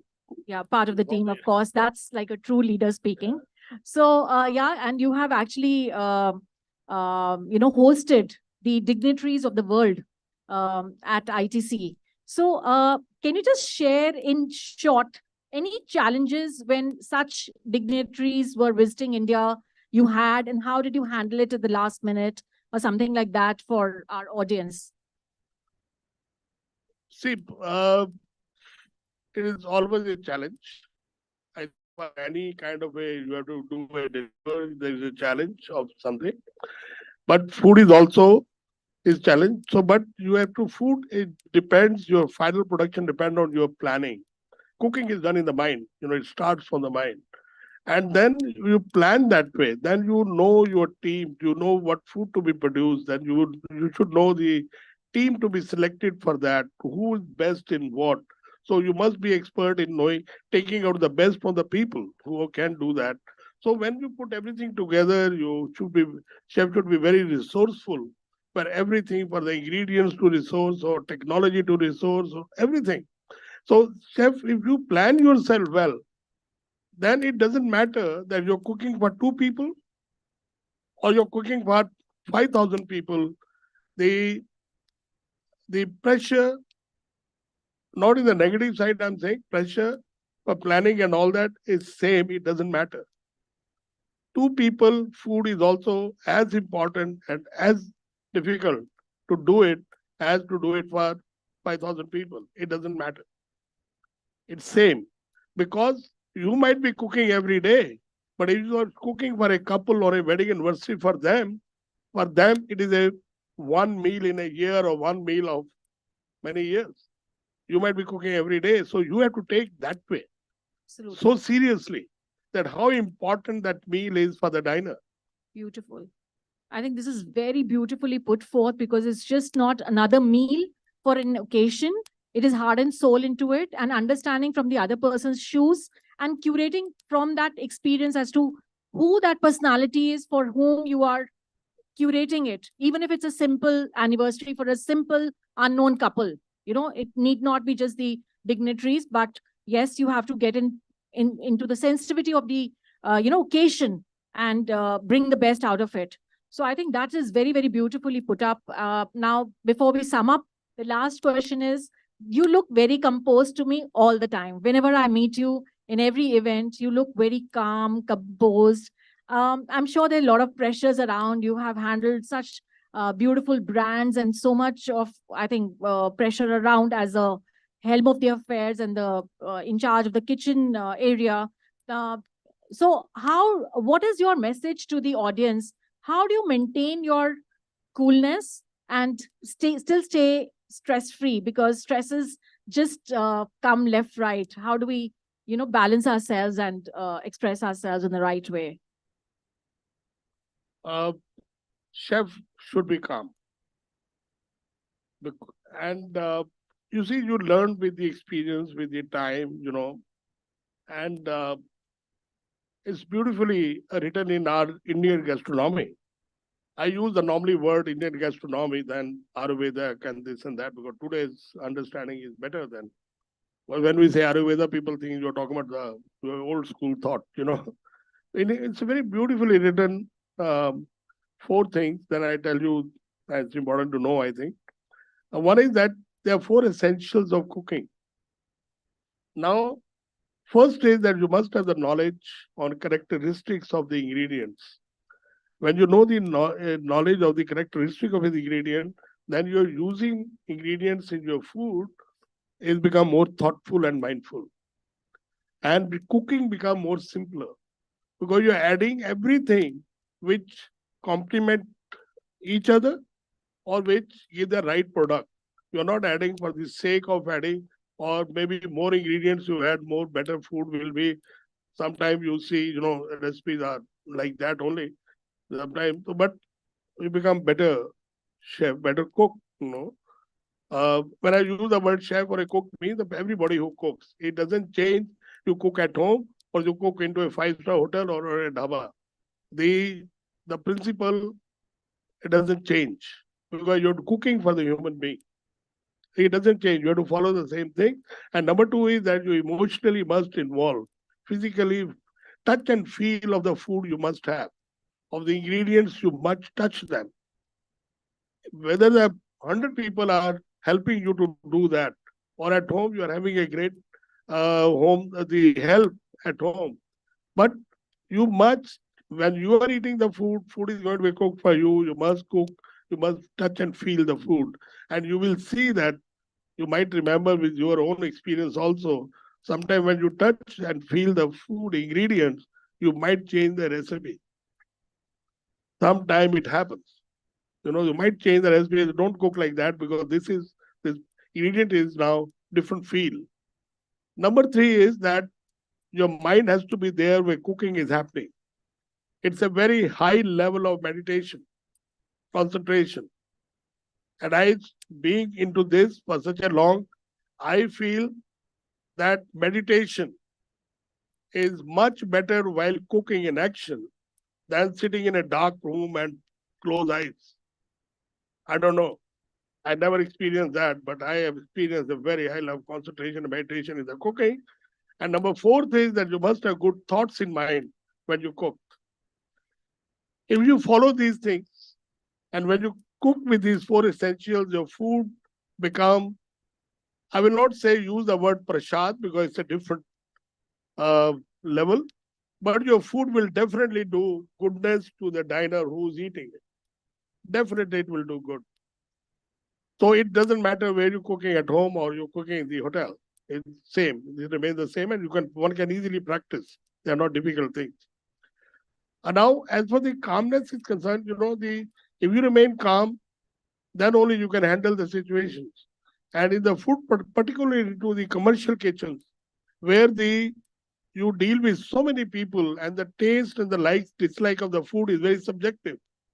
So the lot of moment to moment, you keep getting the request or keep getting the change or keep getting to sometime, and you deal with so many ingredients that sometimes the market is closed, you don't get the ingredients, you get the something you need at 2 o'clock, but you get at 7 o'clock, but you have to serve the dinner at 8 o'clock. Now, how you use your professionalism, how you take the work for the people, it's only possible if you are calm. And even you will not believe, you must have heard of Maharaja Nal. In 300 BC, he has done a book called Pak Shastra. He has written the characteristics of the cook in it. In that book, that old, and in there also 5-6 characteristics, it's written that the chef must be calm, or cook must be calm, or whatever the word they have written, it must be calm. Because with the calmness only you are able to handle the situations. You find sometime in the kitchen there are a lot of, the pressure becomes such, and the people lose their, control, and they leave everything. That time you have to calm and be calm and put them together and produce a good food with a good. That's why only if you are calm, the food will be cooked with the positive thoughts. That only gives the positivity to the diner. It's very, very important. And chef must remain calm. Now God maybe given maybe ferocious face to me, I don't know. But people scare of me. And I'm very hard with them, but they're scared of me, they hide themselves when they see me if they're doing anything wrong. But I never shouted in the kitchen. Nobody has ever seen me shouting in the kitchen. There's no need. And then whatever it is, cooking creates happiness. And you cannot create happiness for the people. If you are under stress, you are under pressure, you are under, tension. Now, these words are not in my dictionary. I never use these words. I'm under pressure, or I'm under stress, I'm tension. I don't know what are they. Wonderful. So be having all these things, you remain calm. The best food you can take it out. I think this whether is at home or in the kitchen. This is a beautiful takeaway that cooking creates happiness, and cooking is a form of meditation.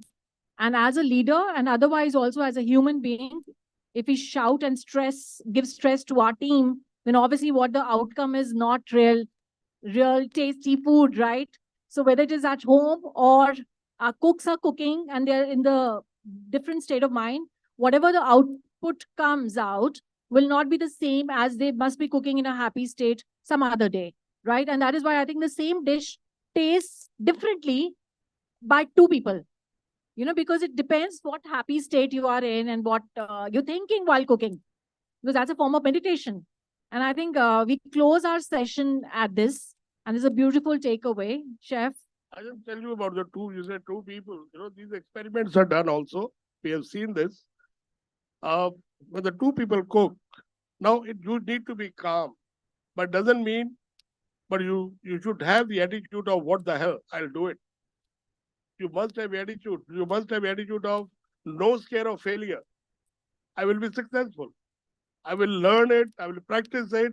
Finally, I will produce it, which is the best. So that kind of aggressiveness also you require.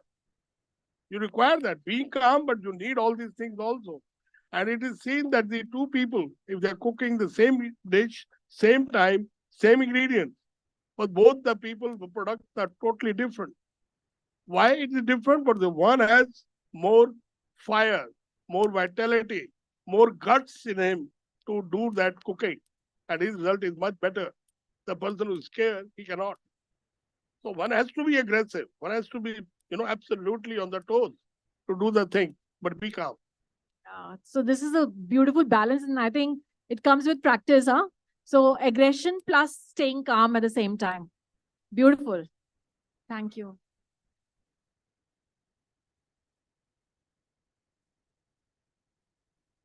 So it's an honor to have you here amongst us. And I think if any one of us are talking to you, we must stand up from our seat in respect to you and talk.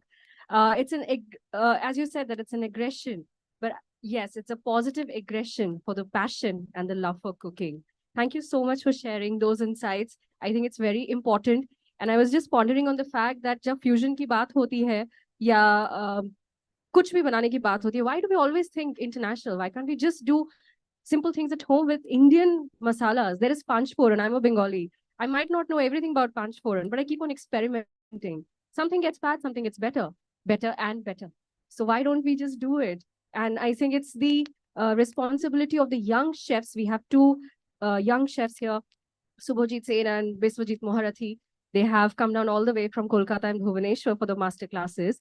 And we have a lot more respected chefs in the audience also. I think it's all of our responsibility. We are home cook or other chefs who are celebrating in the world, that we take forward our cuisine, our India. Yeah. Devika, it's like, we going after English and not talk. We are shameful of talking in Hindi when it is our matrabhasha, right? So why are we not happy, or we feel very insecure when we are sitting amongst people who are only talking in English and we are talking in Hindi? So it's like acceptance of who we are first, right? So get back to basics, guys, and celebrate who we are and celebrate jo hamara khana hamara hai.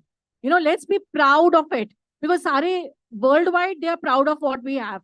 People are getting back to yoga, and yoga is ours only, right? So it's time हम accept करें उसको, और शर्म ना आए हमें कि अगर हम हिंदी में बात कर रहे हैं तो हिंदी हमारी भाषा है, ठीक है? आप बाहर जाते हैं तो वो लोग अपनी ही भाषा में बात कर रहे होते हैं ना, उनको तो नहीं शर्म आती। उसी तरह से हमें अपने खाने को उस मौकाम पे पहुंचना है, पहले हमें उस पे ट्रस्ट लाना है। हम ही उस पे ट्रस्ट नहीं कर रहे हैं, हम ही डाउट कर रहे हैं, right? The only problem is become nowadays is one has to be politically right also. When we talk like this now, people think they're talking about, you understand what I'm trying to say, but you can see that we are talking like this last 20, 30 years. You see, we project our food in the international market or to the other people in a very negative approach. We say, no, you will not like our food because we use the word spicy, which has, I don't know why people don't check dictionary meaning of spicy, because spicy is not a taste. But we approach so negatively to the people, and we say, you go internationally, the countries which are, known for their food, how every citizen is so positive about their food. They talk very high about their food. We talk negative. So we must, I think as a nation, we must write a paragraph. I think there should be a contest like that. Your magazine can do it, how to define our food. And I think that scripted one paragraph, everybody should learn and speak about our food. The food is this. It's very important. India, we must learn these things. And it is why I'm saying if Indian books are not there, we think Indian. I have seen the young chefs, even the senior chefs also, they are doing some demonstration and they're making, suppose, khichdi. And they're telling the audience, no, the khichdi looks like risotto. I cannot understand that how many people understand risotto then when you talk to the common people. Why the Italians don't say risotto looks like a khichdi? So we have to correct our language. We have to correct the way we speak about our food. Then only our food will be, people will understand.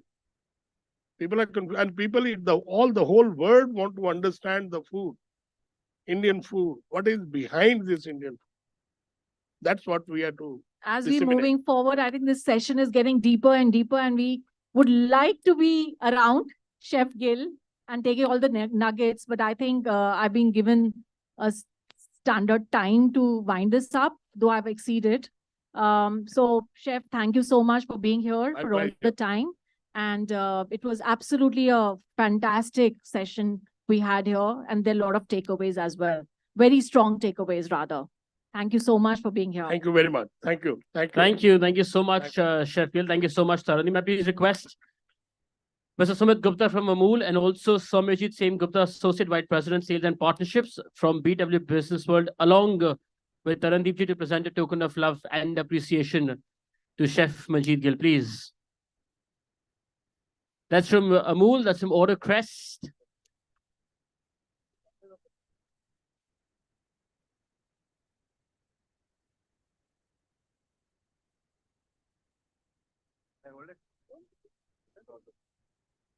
Take a photograph. I'll come.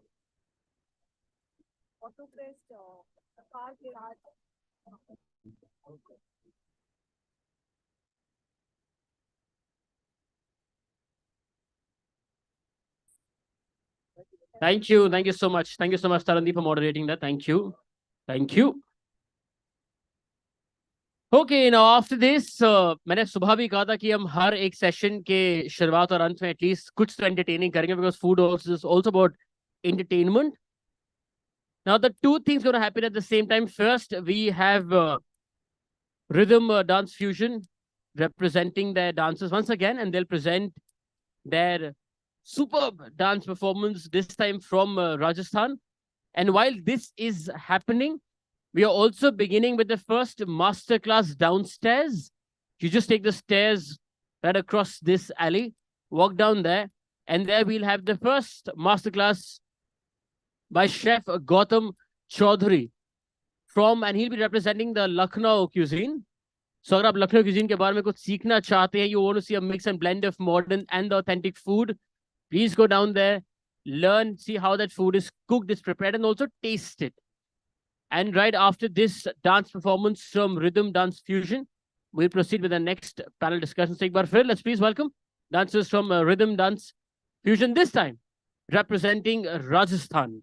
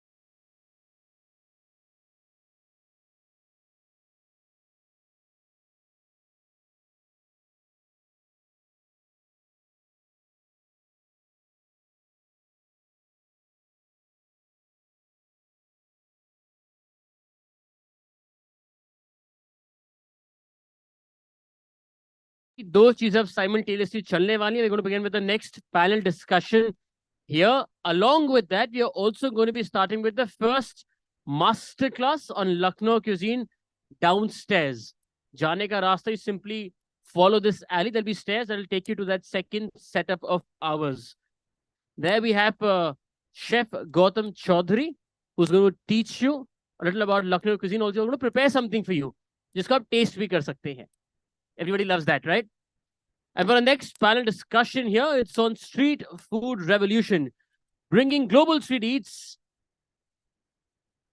to the mainstream. Please join me in welcoming a panelist for the same, Chef Biswajit Moharathi, founder, Chef Breathe by Biswajit and founder, Chef Breathe Events and Catering, Manav Sharma, F&B consultant, Ambrosia Hospitality, Gaurav Bhel, founder, Cool Chas, Chef Gunjan Goela, author, vegetarian food consultant and researcher.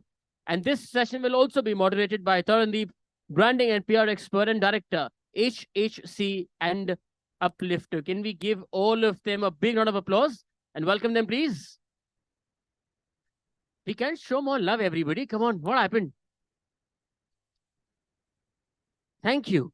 Please. While they are getting ready, just to reinform, we also have a food passport that you can collect from any of the registration desks, either this side or behind the stage here. Usse hoga kya? You take that food passport of yours, go to any kitchen, any stall here, jahan pe bhi aap khana chahte hain, you eat your food and also get a stamp, a thappa on your food passport. Then you deposit that food passport back to the same registration desk by 5 or 5:30 p.m. And at 8 p.m. you'll plot a lucky draw. Jiska wo food passport nikalta hai us lucky draw mein, that lucky winner gets vouchers from our partners. Yes, so please don't forget to do that as well. Over to you, ma'am.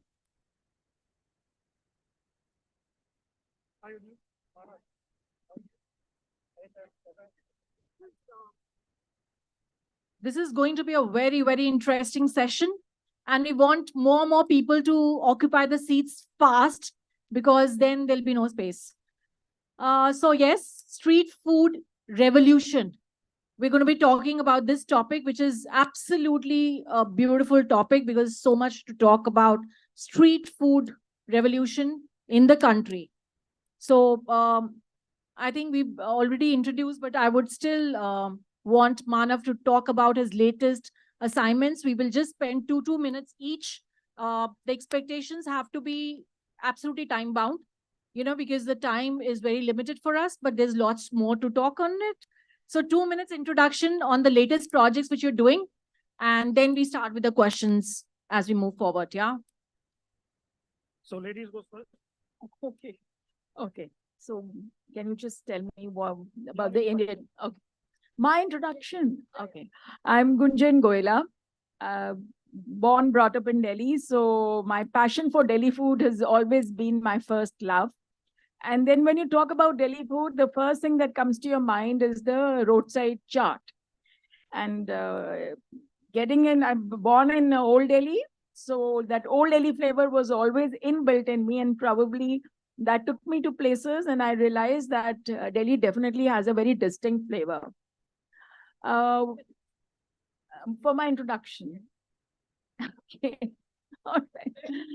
I've been working with ITC, then I started developing street food, length and breadth of India as well as abroad, largely because I felt there is a big dent that street food can be developed and can make it an international market. Hi, I am Manav Sharma. I am a hospitality consultant. Quickly about me, I'm a chef by profession. I have been a restaurateur. I ran my own restaurants at one point of time in Delhi for about 10 years. For the last 15 years, I've been consulting, setting up projects like restaurants and hotels. And the current project that I'm doing, so there are many, but I will pick a couple of them which will make, which is kind of related to what we are doing here. So one is a restaurant for a hotel in Haridwar, a 5-star hotel, setting up a restaurant for them. And the other is a very interesting street food aloo tikki concept for Canada. So that's Indian street food going abroad. Okay, thank you. So this is Gaurav Behel and I represent Kulchas. Mera Wala Kulcha. We proudly say that, we are the first ones ever to bring the street food culture to the organized F&B, not only in the country but worldwide. And we live by the statement, kulcha khao, baki sab bhul jao. Thank you very much. You can go next. Namaskar, Jai Jagannath. So this is Chef Vishwajit from Odisha. So I have been working, by profession, I'm a software engineer, but back in I for heart and food is my passion. So I started working for various properties throughout India. And 2018, I went back to my homeland, Odisha, and started a restaurant called Breathe by Vishwajit. And I also do Breathe events and caterings. And recently, have started working with Chef Vikas Khanna, and we are now working on a brand called Odisans. We are promoting Odia tribal cuisine and the lost recipes of Odisha. Thank you. I'm sometimes very envious of all of you because you guys are so creative and you get to do different things every day, right? So every day is a new day. Every day is a new challenge. And every day you create something out of heart. So I think I'm very envious. I should be on the other side because this is beautiful.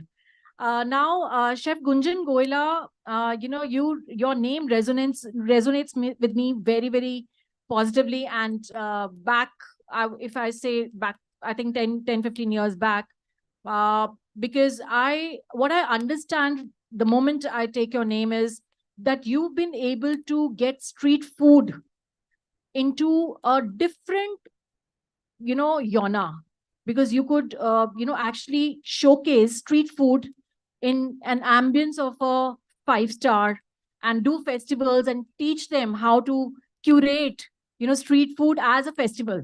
So I think your name, you are one of the few chefs who actually started street food into that format. So I would request you if you can just share what the history of street food has been and what has been its implications around and how it's grown. So we would like to hear from you. Okay, when we say what is the history of street food, it goes back to the time when mankind started understanding what is food. I would say street food is as old as the civilization has been, largely because, there is somebody is cooking at home and there is food which is outside the home. Now that outside food is what we call as a street food. It's a comfort food. Why do we call it a comfort food? Because it's available from morning to evening. Any time you could go and pick up that food for yourself. And it was best part about the food is this was the freshest form of food because the diner has the possibility to see what's being done right in front of you under your nose. So you build that confidence that, yes, it is done. You know what has gone into it, how it is cooked. Most of the time when you go to a restaurant, so what happens is you don't know when was it cooked, how it is made. But whereas if you're on a street, you see what is being added onto that food. So this is the biggest comfort one has. And that is a large reason for it to continue, for it to grow by leaps and bounds. And I realize it's just not in India, just an example. It is just not in India. This is a favorite food all across the globe. Again, the same factors. Availability of food is round the clock. You can go in the middle of the night and you could find some food on the street. You can see 50% of cooking being done in front of you. So that, that confidence you get, what you want, you can control the food. See, the biggest part is, आपको मिर्च कम चाहिए, आपको दही ज़्यादा चाहिए, आपको सौंठ ज़्यादा चाहिए. You tell the guy who's making it for you. And these are the factors when individual cooking is done with the basic cooking. So the large success, like why it is successful and why it is that even till today, it's because the diner is the happiest and he knows what he's getting. He can see what he's eating. So that is one major point for you say, ki, why is it that old and it is still surviving? I feel food is one thing that you cannot cheat and you should not cheat because it's considered very sacred, not in India, most of the countries, they consider this as something which they offer to share. In India, well, it's a sacred thing because we offered the first food we cooked to the god. So the history goes back. You see how many restaurants survive till when they started. It's, they're not able to build that confidence.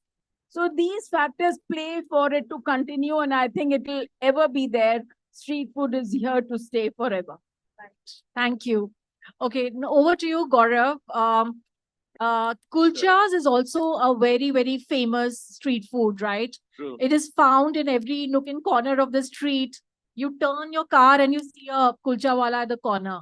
So kulchas is something which we've been growing with, right? So we started with the maida kulcha to suji kulcha now, and those typical chanas, which you call matar, right? Right. Now you picked that up and you went ahead and you planned to organize it with your brand called Kulchas. So what was the inspiration and why did you do only kulchas and not something else? Not tikkis and not ballas. True, so many years back when we thought that we'll do something in the food domain, one thing which was very clear, since I came from a creative background, I said we will not copy anybody there. We would not do something which was already present. And as luck would have it, one guy was having kulcha at office. And I turned my head around, thought for a few moments that whether it can work or not, and we said we'll do kulcha. So that was the start of the journey. Initially, we thought it is going to take maybe 2-3 months. Kulche chole hi to hai, matlab usme karna bhi kya hoga zyada.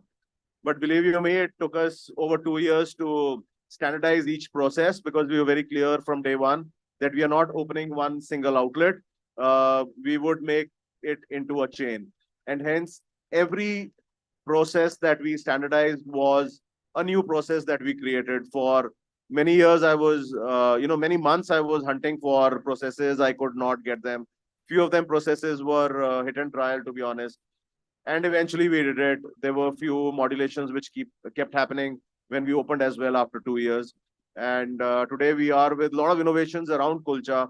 Not only that we do the maida kulcha, as you said, we also do multigrain. We also do whole wheat. We also do a masala dough. So basically you can pick your own dough, pick your own filling, pick your own dish as well. Not only chole, we do chole as well. And you can have your own kulcha meal. Apart from that, we've also done some innovations around the snacks that we offer. There is something like a chana kachori that we do. We do something like a vada kulcha. It's pretty close to what a vada pav is. And the journey so far has been pretty nice. We are now present in prominent locations. I would be happy to reveal that, we would be coming up with the first ever Indian drive-through of a Indian product. So there are some of these innovations that we've done, some of them upcoming. And yes, the journey has been very beautiful. I don't come from a hospitality background, but I love the hospitality industry now. Thank you so much, Taran. I hope I've been able to answer your I think question. the ingredients of being in a hospitality industry, apart from that qualification, is also your passion and your love and your emotions. Because as I say, nothing moves without emotions, So Absolutely. even marketing doesn't move without emotions. And unless you don't touch the chords, it doesn't stay with you for long, right? And Yeah, you win true. people. Absolutely. on And all the ingredients that we do are done by us. All the masalas are, even grounded, blended by us. In fact, today I'm so happy that, my mom is here, Yeah. who's been the recipe holder of every dish that we have here at Kulchas. She's been amazing support and takes care of the kitchen totally. So it's a pleasure to have you here, ma'am. Absolutely today. Thank you, Taran. Thank you. Okay, Biswajit, you've actually worked on street food in Odisha specifically a lot. Yeah. And you've tried to weave a lot of cultural fusion also with your food. So would you like to just throw some light on that? So back when I started back in 2011, when I started my career in hotel management, usse pehle, I was very fascinated with the westernized food. Pizza, burgers and all. So very fascinated. So I thought that I would be shifting abroad and I'll be starting my career in some continental food and all. But my nani, she used to always say that don't forget your roots. And when I started working in this industry, I got to know that somewhere in this westernization, we are forgetting our roots. We are leaving our roots behind. So when I see today's street food in my state, I feel pathetic. I feel very pity. I feel sad seeing pani puri, chocolate pani puri, chocolate. हम लोग वहाँ पे गुपचुप बोलते हैं उसको. तो chocolate गुपचुप, chicken गुपचुप. So कहीं ना कहीं हम लोग अपना essence भूल जा रहे हैं. So my take, my हाँ इतने सालों से मैं जो काम कर रहा हूँ, it is only that yes, fusion is good because then हम लोग generation के हिसाब से हम लोग को changes चाहिए. पर changes ऐसे भी ना हो कि उसका essence ही कहीं खो जाए. Like Chef Ajay Sood yesterday said and Chef Gil also said कि हम लोग we are the creators of our own history and we are the destructors of our own history. So it's the time कि हम लोग अभी it's still time is there कि हम लोग अभी उसको सुधार ले, वरना एक time आएगा जब we will be not from our roots will be vanished. And कहीं ना कहीं ये street food की जगह पे जो हम लोग दिल्ली famous है, उड़ीसा famous है, कोलकाता famous है for the real street foods, कहीं वो गायब होके हम लोग पिज्जा बर्गर्स एंड बाकी सब बेच रहे थे. And हम लोग अपना मतलब आइडेंटिटी खो चुके हैं. Identity, exactly. वही हमने शेफ गिल के साथ डिस्कस किया, and that's what he expressed on the table. Right. Thank you. So now over to Chef Manav. So Manav has worked on different areas, yeah. So you've actually worked on global cuisine, you've worked on Indian cuisine. So you can actually give an overview, because what happens is that of course over I think 1934 when Nirulas came in, they were the first ones to get global cuisine in, right? So we actually got introduced to the condiments and the syrups by Nirulas. We should actually thank them. So I was also ex-Nirula, so I'm very passionately involved with the group there. So the first pizzas and the burgers, actually the OCT is still, Nirula's, and OCT is still very, very, the best, I think, in the industry still, if we get the same taste of Nirula's OCT, which is onion, capsicum, tomato. So what we did was we got it from outside, we got it into India, and then we customized it to our taste. So would you like to throw light as to what all is happening around it, and what is the future now for the global cuisine into India becoming a part of our street food menus? Okay, so let me start by looking at, and I will talk about the future. What is the future of the street food into bringing it into mainstream? But let me start by street food, international street food जो India आया है ना, वहां से शुरू करते हैं. तो कौन सा स्ट्रीट फूड हमने देखा इंडिया आया जो कि सक्सेसफुल हुआ है? Burger, right? बट बर्गर आने से पहले we were already introduce to the bun, right? हमारे जहां भी ब्रिटिशर्स ने जहां जहां बेकरीज लगाई थी, Dehradun, Mussoorie, Shimla, Ooty, wherever they had these hill stations and wherever they had their cantonments, we were used to the bun. And every child, I mean, all of us in our childhood, we remember bun tikki, right? So a burger is nothing else but a concept which is derived from bun tikki. So when these kind of products and concepts जब ये हिंदुस्तान आते हैं, so there is a certain level of acceptability which is already there. Now you look at the next product which is very, very successful. Let's say momos, right? Now momo is already existed. पूरे north east में we always had momos. आप जब आज से 20 साल पहले भी, 25 साल पहले भी मसूरी घूमने जाते थे तो वहाँ मोमो बिकते थे. It is not a new thing for us. Today over a period of time we rediscovered it और हमने उसको एक उसकी रीच बढ़ाई है, right? So that is the history, right? And this is where we are regarding the international cuisine which has been coming into India. Like you said, pizza. Pizza is what? Pizza is local street food of Italy. Italy में गलियों में खाया जाता है pizza. हमारे को क्यों पसंद आता है? क्योंकि उसमें नीचे रोटी है, उसके ऊपर सब्जी है, राइट? एंड देन चीज इज द फैट. तो जब ये कॉम्बिनेशन आता है, we are already used to the taste, right? Like, there is, I will digress कि, a lot of South Indians, they ask me कि ये South Indian क्यों इतना North Indian में अच्छा लगता है? मैं कहा हमको कोई South Indian taste अच्छा नहीं लगता. We don't understand coconut. We don't understand South Indian flavors. पर डोसा इसलिए पॉपुलर है एंड इडली और वड़ा नहीं पॉपुलर है क्योंकि dosa is what, dosa is roti, aloo is सब्जी एंड सांभर इज दाल. तो हमारे लिए वो थाली कंप्लीट हो गई with chutneys. So we operate from that concept. We have nothing to do with the South Indian flavour. हम कभी खाने में भी नहीं डालते. और कई नॉर्थ इंडियन घरों में तो अगर मस्टर्ड सीड का तड़का लगा दो, कड़ी पत्ते का तड़का लगा लो, लोग खाना नहीं खाते, right. So but that's the concept, right. Now looking at कि आपने पूछा कि what is the next big cuisine from the international sphere coming into India, which should do well. So one cuisine which should definitely do well and which is the future is Turkish cuisine. So you see the whole Mediterranean region, Turkey, the whole Middle East, right? So it already exists in bits and pieces. हर बार में, हर restaurant में आज की date में आपको एक मेजे platter मिलेगा. So you are already introduced to pita, falafel, hummus, tzatziki. You are already introduced to that. In bits and pieces it exists. For बहुत time पहले से हमारे पास we have the whole concept of shawarma. So now all of this put together will now start to appear as mainstream Middle Eastern or Turkish food brands catering to this entire cuisine. So this is one. और बताओ. So there is one more which will come, but I'll keep that as a secret. If you have time, I'll tell you. Sure. Yeah. We have paucity of time because everybody needs time. Yeah, and all this consultation which I'm sharing here, actually I charge for all this. Sure, Yeah. sure. Okay, now the next question is to you, Gunjan, and then followed by Biswajit on the same topic.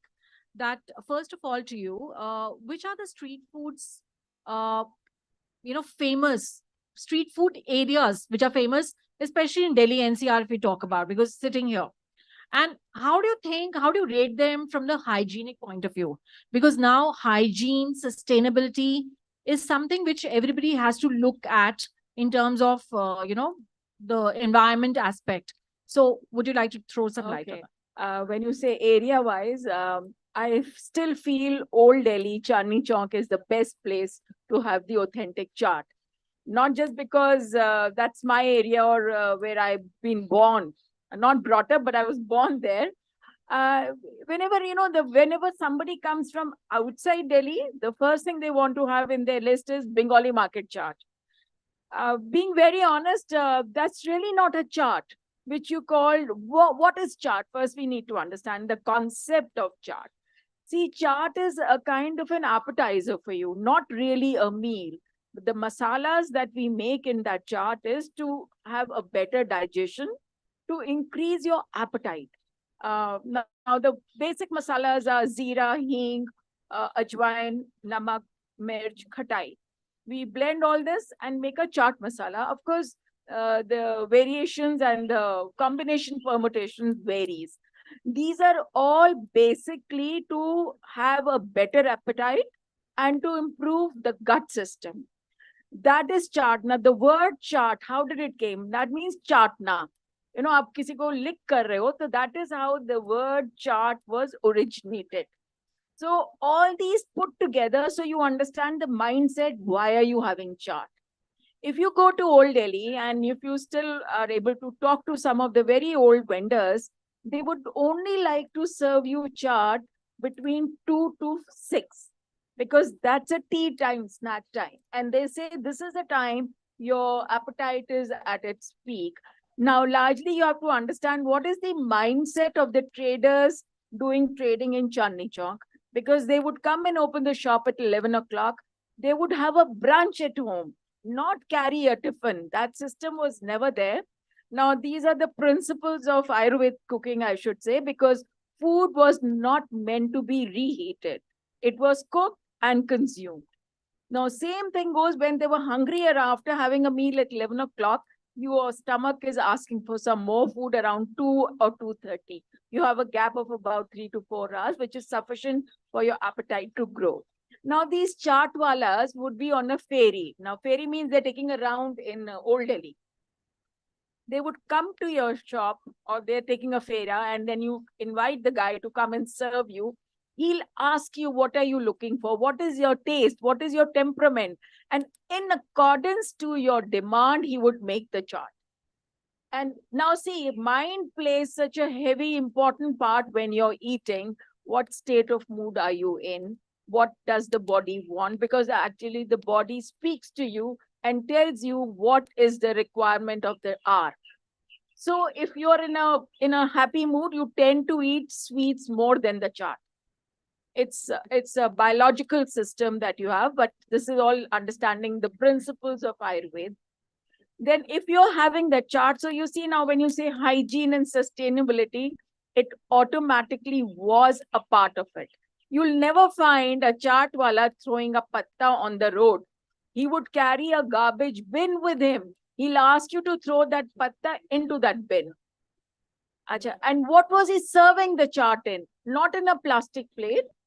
There is a tree called dhak patta that was used to serve chaat, that also added to the flavor of the chaat.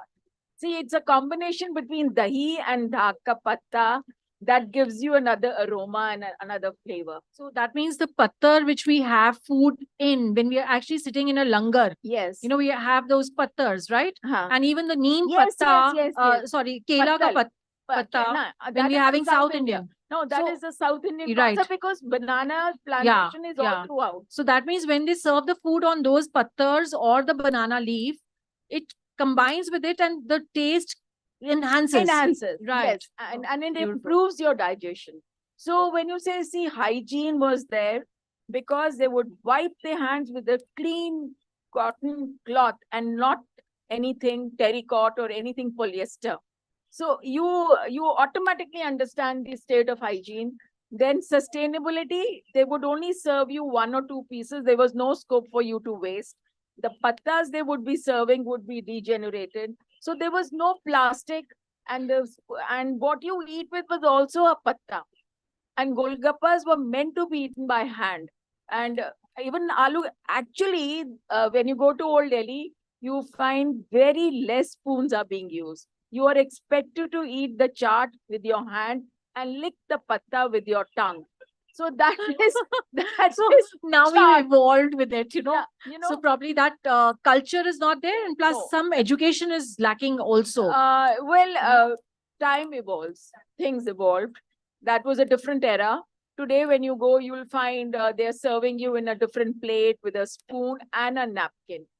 So that concept has already seeped into Old Delhi because of the times, because of the evolution.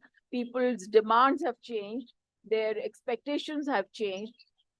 This all goes through with the time. I can't hold anyone responsible for it. But definitely, I would say I miss those times. And you asked me a particular question, which are the favorite places or which are the best places to have chaat? I would still say Chavdi Bazaar. I would still say Haus Kazi. Metro is there. One can easily commute and you enjoy that flavor. And the best part is they make the garam masala every day. So you find the freshness in the masala. And chaat is all about masala. So maybe in times to come, we can actually curate a walk with you, Gunjan, for all the HSC members. Yeah, I so do that. We would love to do that, you know. And you see, every food has a story. Right. And you enhance the food when you understand the history, you understand the story about it. Like there are folk songs, I think in Punjab, even in South.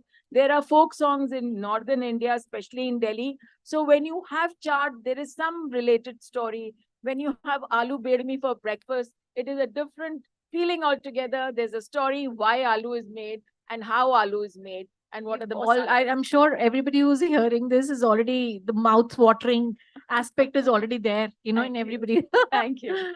Thank you. Okay, over to you, Biswajit.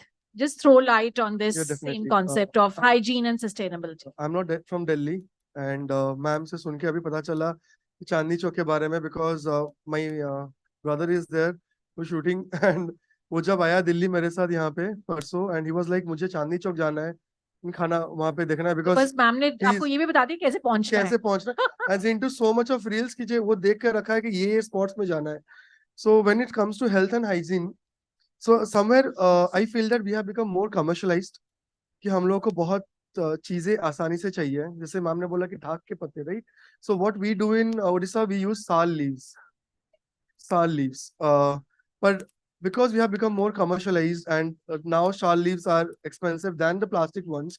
So we prefer plastic, going for the plastics. Yeah, the cheaper ones. And कहीं ना कहीं वो hygiene commercialization में हम लोग वो hygiene भूल गए हैं कि health and hygiene maintain करना है. Because I would give one small example. There's a place in Cuttack. So there's a place, एक street food बहुत famous है, दही बड़ा आलूदम, ओडिशा का. So there is a guy who sells in Cuttack दही बड़ा आलूदम, and it's total with black pepper. बहुत ज़्यादा spicy है. And बहुत ज़्यादा line लगता है. I don't know why. Spicy के लिए. एंड उसके बगल में एक कुल्फी वाला बैठता है. सो बाद में पता चला कि दोनों भाई हैं. He sells the spicy one and वो उसको बैलेंस करने के लिए वो कुल्फी बेचता है. So they somewhere they are forgetting that health and hygiene को मैटर, मतलब इट्स नॉट, इट्स बेचना ही है. सो कहीं ना कहीं वही कमर्शियलाइजेशन प्रोसेस में हम लोग भूल गए हैं कि there is better ways to serve food, the better ways to make food, and food is the first thing for the health. हम लोग बोलते हैं हेल्थ इज वेल्थ, वो बट वो कमर्शियलाइजेशन हम लोग भूल गए हैं. True, very rightly said. Okay, over to you, Gaurav. It's a different question, not related to hygiene and sustainability, but I wanted to know, how do you think the social media has impacted the spread of, street food, or the evolvement of, the street food concept? Yeah, Taran, yes, social media today is playing a big role. As Biswaji just said that, his brother has come from Orissa and he's already seen all the reels. So people are actually looking at various social media handles or points where they can get a hang of when you're visiting a place, which are those popular places where you would want to visit, and you could choose from them, okay, this is something which would be of interest to us. So I remember when we got covered by Curly Tails and I reached home, mom was already gaga about, aaj mere ko wahan se phone aaya, wahan se phone aaya, wahan se phone aaya. And I mean, they had just posted it on their handle. I mean, it's one of the biggest platform in the country and maybe in the world, which is promoting food and travel. So social media certainly is playing a big role today, and there is no doubt about it. And I think thanks to the mushrooming influencers and bloggers all around, so Absolutely. mushrooming of so-called influencers and bloggers, because most of them don't even know the real concept of food, unfortunately. Absolutely. Yeah, because it's just the TRPs which we used to get on the TVs, now happening on the social media. We are just doing that for the sake of doing it. Absolutely. Right, to be famous and to be noticed. But then I think we need to be a little sensitive towards that also, especially when we are advising or consulting any brands ourselves or running our own brands. We should be very, very conscious whom we are getting engaged with, because that's doing justice to your own brand as well. Absolutely. Because just looking at the followers or numbers doesn't work. True. You need to know the helm of the affairs also. You need to know whether the person really knows what they're writing about or talking about, right? So that is very, very important. So it's our discretion completely, because social media is one thing, but what to pick and what not to pick is completely our call, right? So we have to be responsible that way. Social media can lead us and can also mislead us. Absolutely. So we have to be very Yeah. careful about So we what cannot choosing. blindly follow it. We need to evaluate what we're doing. So that's very, very important, right? So over to you, Manav. Of course, this entire scenario which we are talking about, street food evolution and revolution, how it's evolving, and in times to come, what is the scenario going to be? I think since you have been doing a set of different brands, you'll give us a holistic picture as to what is happening and what is the way forward now. What is the scenario, how it's going to be shaping up in the near future? What is going to change drastically, and what is going to come in and be a big filler where people should start looking forward to, doing some bit of research, and maybe any startup which is coming up, those are the clues they can pick up from what you say or guide them. Really? Yeah, so you are not being paid for the consultancy, but everybody is actually looking at you. So maybe you win some good projects around the moment you step out from here. Okay, interesting. So, okay, so what is going around? What's happening? So, So let me tell you. So I already told you about what are the international food projects which have come into India and why they have done well.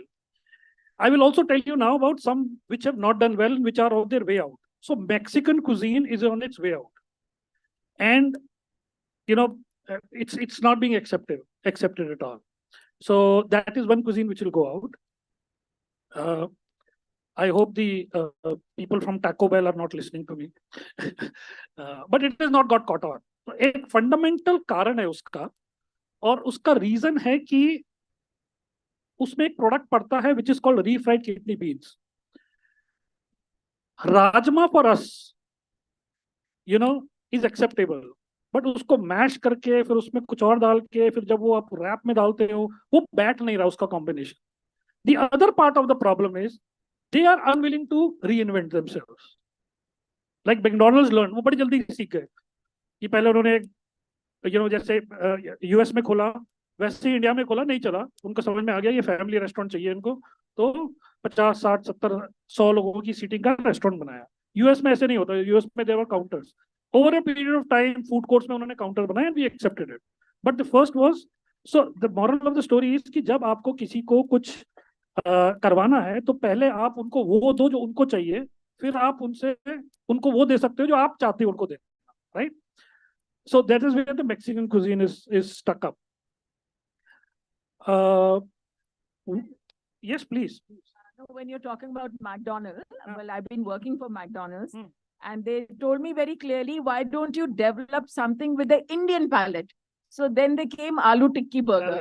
Correct. Just supporting. Yeah, And absolutely. the mint chutney in it and all that. So it was touching our palate. We could actually, and having said that, even Domino's, they did this chana combination. See, well, in India, they have to work on Indian palate. Absolutely. Because Indians are very particular about the food as compared to the rest of the world. Absolutely. So Japanese and Indian cuisine are the most sensitive cuisines of the world, if you agree with me. Right. Yes.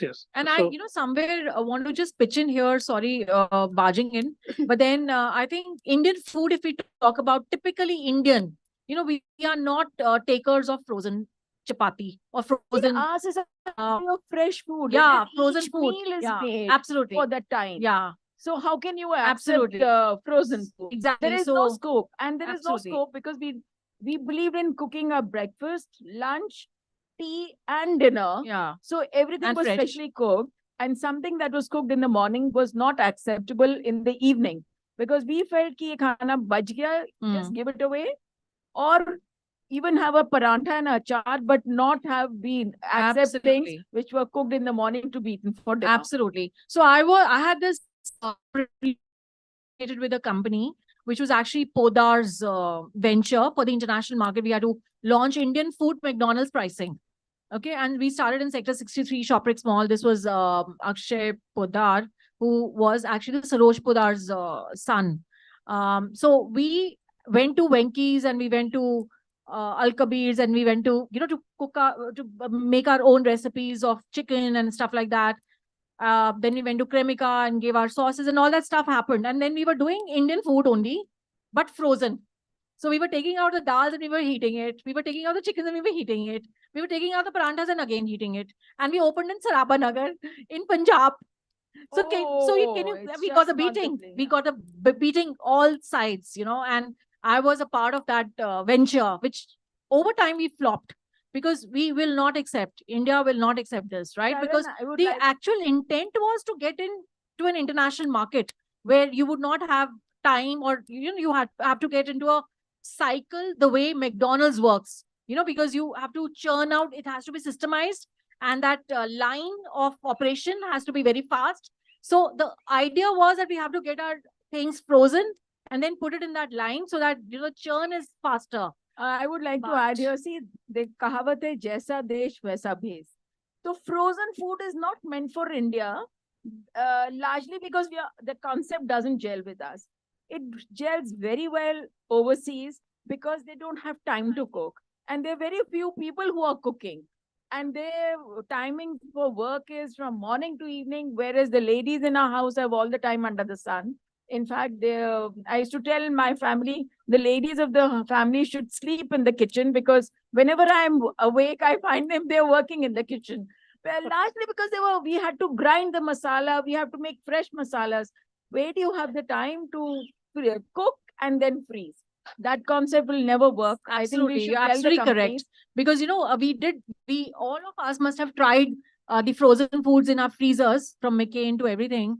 And then if you actually look at the backside and see the ingredients, they're more harmful than They're more doing. preservatives. So And, there is the flip side also. See, you have to get that it is also about convenience, and we are a very lazy country and humanity, right?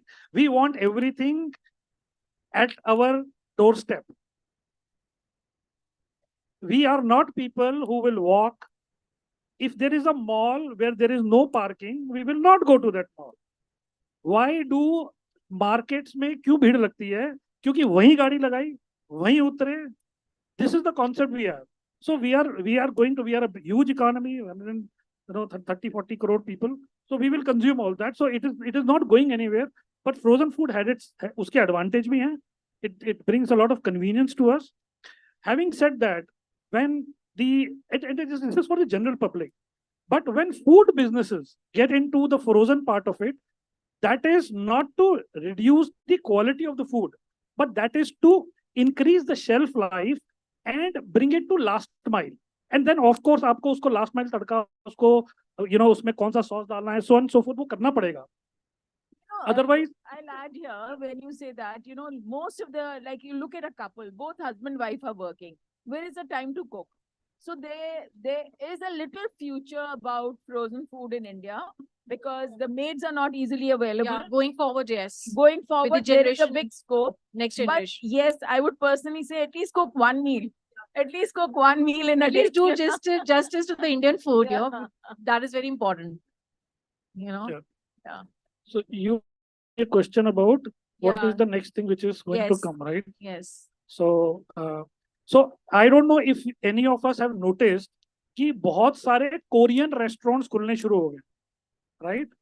So consider कि Korean food is the next big thing which is coming. There are more than 30-40 Korean restaurants in Gurgaon itself. छोटे, small mom and pop kind of a store. So that is the next big thing, and I will tell you why. Korean is the next version of Chinese. See, हमें already Chinese, chow mein, chatpata, spicy, and with a bit of high amount of salt, we have already accepted that. Now we need to take it to the next level. So the umami flavors in Korean food, and there are a lot of kimchi and pickle, right? So we are used to that those kind of sour pickles, etc. Ramens, Korean ramens, you will find them. People find Japanese ramen very bland. The Japanese food is got hardly any spice. They don't eat any spice. But Korean food is very close to Indian palate. It is the closest if you see in the whole Southeast Asian. And they don't use coconut milk like Thai or Southeast Asia. So even though Thai curry is kind of, so maybe just about, if I talk about Thai cuisine or Southeast Asian cuisine, so 4-5 item है जो कि popular हो पाए हैं पिछले 25 साल में. साते, थाई करी और pad Thai, right? Kausue. Yeah, that's about it. Yeah, tom yum, that's about it, right? 4-5 items. Now you can't run a restaurant with these 5 items. So you will always have to throw in. So every Thai restaurant saying it is Thai or Southeast Asian would have to have a hot and sour, will have to have a chow mein, will have to have a chili chicken, right? But this issue is not there in Korean cuisine. They have a huge variety. They have stir fries. There are a lot of fresh vegetables. And it is very, very close to our Indian palate. And that's the next big cuisine coming up. Wonderful. Now, last question before we close this session, which has been a very charged up session, I would say. And I was also requested to extend it for another 10 minutes. So we got extra 10 minutes. Not because there was something lacking, but because this whole thing was very, very interesting. Okay, so last question to you, Gaurav. We are talking about international cuisine being brought into India and we adapting to it in different, taste palettes or whatever. But then what about, street food here going global, because that's also very important. Absolutely, let people identify us globally. You've hit the nail. I tell you, I mean, Manu just spoke about 25 years and 4 items. Four items, He got absolutely. utter, okay? Yeah. And we've been eating our own street food from hundreds and thousands of years, more than 200 years, yeah? And we love them all, and it's still progressing And as still you're well. not bored of it. Yeah, and we are not bored of it, okay? So I just fail to understand, why kulcha took so long to come to the mainstream. But yeah, I mean, good for me. But there's so many other items which are there on the street, which are there on different cities or states of the country, which are not being looked into. I mean, India has a huge population. Before even you go international, there is so much of scope here in India itself. I mean, even if you pick 10 items from Delhi itself, I mean, Delhi has 3 crores of population. Many countries don't have that population. So there is so much of scope within India. And yes, we've started to get international queries to open our outlets worldwide. So if you really ask me, people should be focusing more on Indian than Yeah, maybe I moving on absolutely to agree. This is right now is the time of India. So Indian, not only Indian politics and in everything about India, but also about Indian cuisine going abroad. This is what I see. 20 years back when I went to Thailand, 20 years back, okay, that was the first visit. So I saw those diced fruits, properly covered in a cart. And I said, wow, yeah, so hygienic. And there we conceptualize that once in lifetime, I will create something which is to do with street food and get it to the international market. Because our charts and golgappas for the international palate. So I think that is there staying with me. If somebody wants to join hands with me in this venture, I'm all there. I So want to add one line, Taran. See, it's my personal experience. When there are any foreigners or anybody outside India comes to our country and we take them around to make them feel what is Indian food, we are the first ones to tell them, listen, don't have this, very spicy. Don't do this. It's not hygienic. It might not be safe for you. I think the first most important thing is we have to take pride in our own cuisine. Only then will you get it on a global map. When we go out, we find the others' food very hygienic, whereas it might not be. Let me tell you, it might not be. Ours is the most hygienic food because we are cooking everything fresh, a la minute in front of you. You go to a dhaba. What is the success story of a dhaba? Everything is cooked fresh. Even the rotis are made in front of you. And so much so, if they're running short, they need the atta in front of you. Absolutely. So how fresh do you want? It cannot be. Absolutely. And the tandoori roti that we have in India is actually the concept of Sanjha Chula from Punjab. When it was post-partition or just before partition, people started cooking food in a community.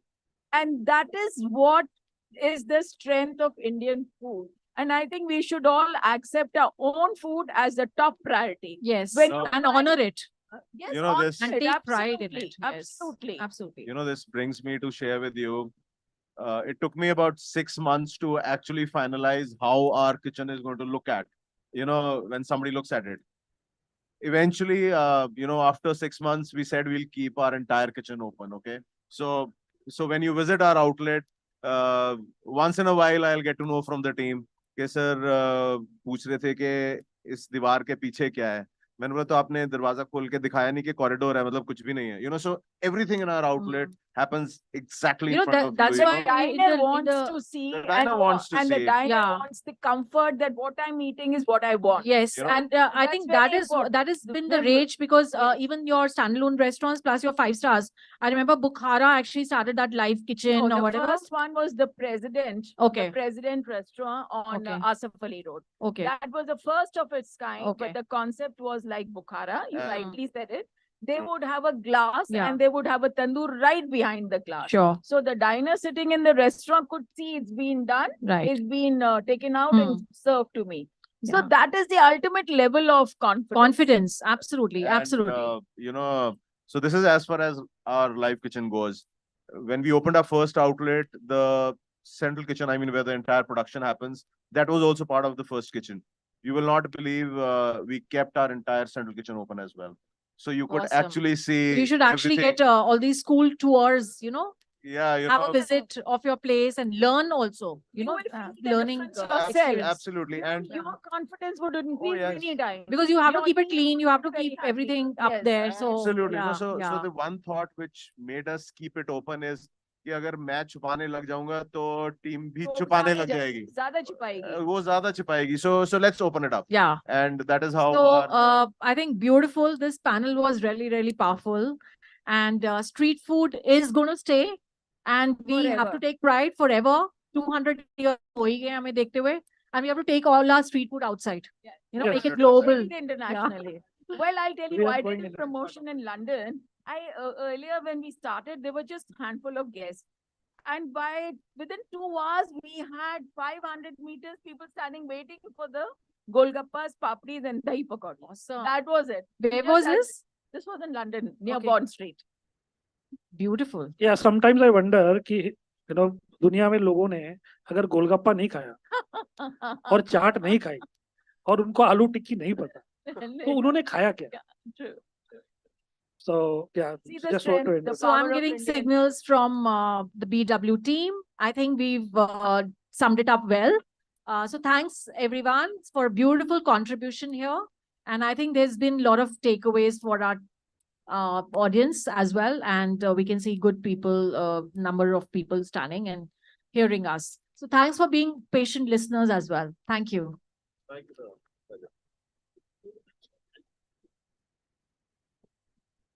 Hello. Thank you so much. A picture, please. Also, my request, Ved Shukla, founder of Minor Mart, and also an advisor to BW Retail World, to please join us and present a token to all our panelists as well. There we have it.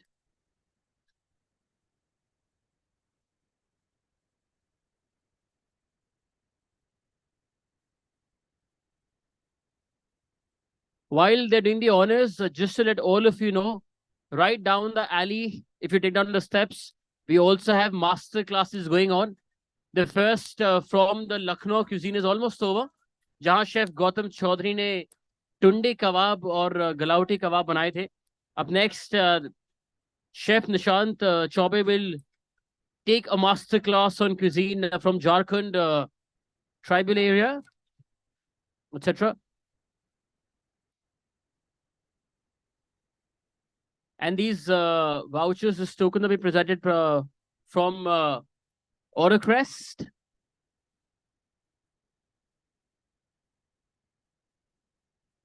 From Fraternity.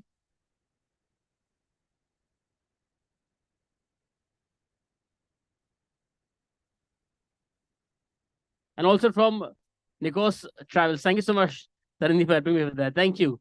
Thank you so much. I think they deserve a huge round of applause. Thank you. Thank you so much. Thank you, please. And thank you, Tarani, for moderating that. Thank you. Thank you so much, ma'am. Thank you. So now we'll take a short break from food. And now we'll come to the happy quotient of it, which is entertainment. So once again, let's welcome back these lovely dancers from Rhythm Dance Fusion. And this bar, they're going to showcase and perform Gidda for all of us. After that, we have a band followed by drum circle for all of us. And after that, we'll get back to our next panel discussions. But before that, some entertainment. Let's please welcome these dancers again from Rhythm Dance Fusion. And don't forget, if you've not got your food passports, you can still collect them from the registration desks, which are on both sides of the entry points of this venue. What happens with that? Get food passport, go to any of the food stalls, eat your food there, and they'll put a thappa stamp on that food passport. You deposit that food passport back to the same registration desk by 5:30 p.m. And then we'll have a lucky draw by 8-ish. Agar aap wo lucky winner hai us lucky draw mein, then of course we have prizes for you. It's just as simple as that. Okay, over to Rhythm Dance Fusion, everybody.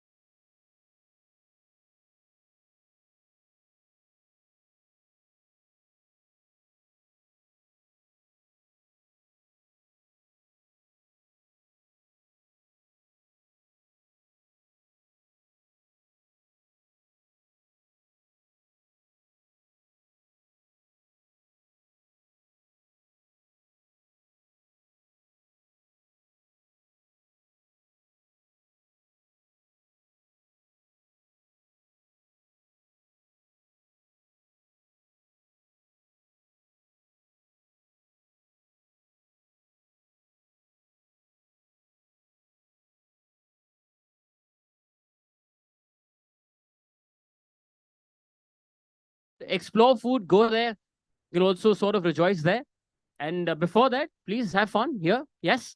Sarge, over to you. Guys, all the best.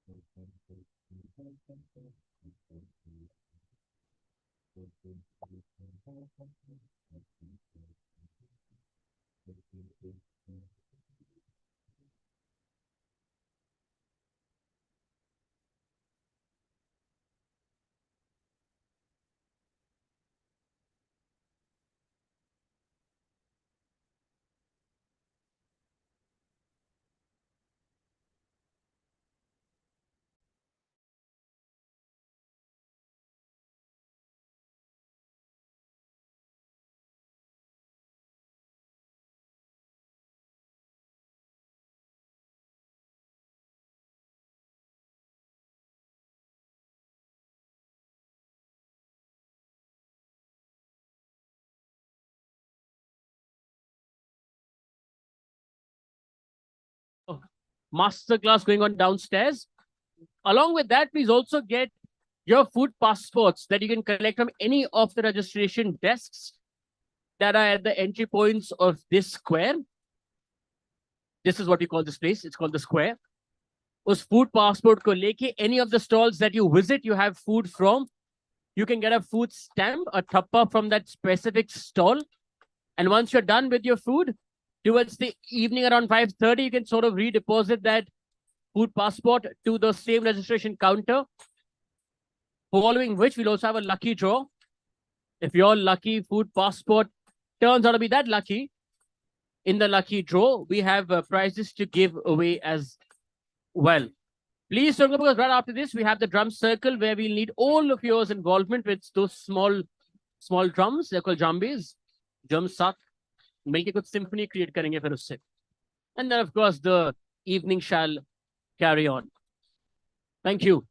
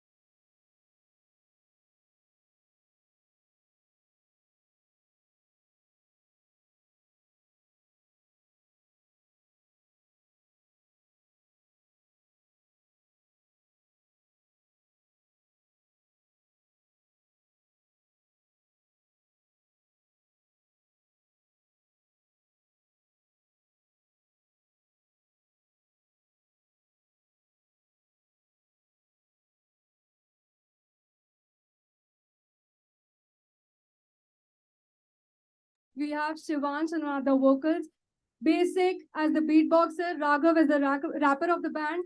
Then we have Himanshu on the percussions, Shrishti on the keyboards, Sujal and Krishna on guitar. Let's go.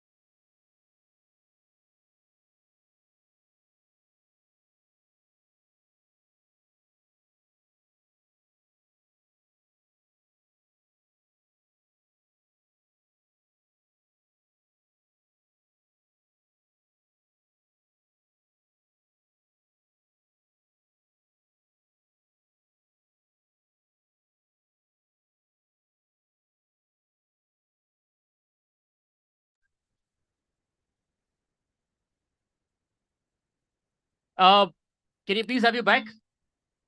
Boys and girls, let's just say. And, yeah.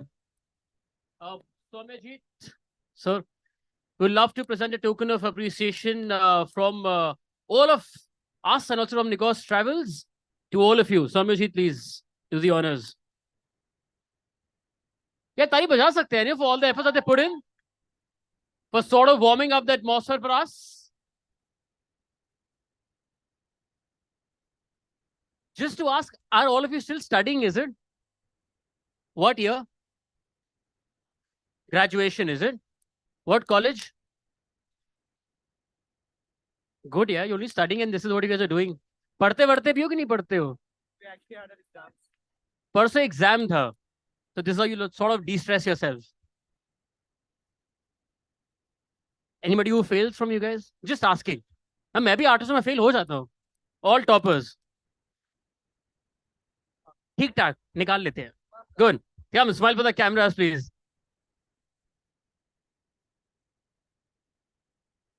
Thank you. Thank you so much. Thank you. Thank you and all the best. Thank you, guys. Thank you. Thank you. थोड़ा promotion कर देते हैं इनका. Wedding season is on. You know, book them. Go meet them. Who's the manager? तुम्हारा manager कहाँ है? हाँ, बोलो बोलो. She's so happy now. You can follow us on Instagram. Our Insta ID is _Saj SAAJH_. Please follow us. Thank you. You also take wedding bookings? No, you will. I get half the commission for that if I'm promoting. Good. Thank you. Thank you so much. All the best. Okay. Now to sort of involve all of us together into something sort of, let's say, trying to create symphony. We have Delhi Drum Circle and members from the fraternity foods. जिसके लिए हमको यहीं पर रहना है या हमें कहीं जाना है Soumyajit?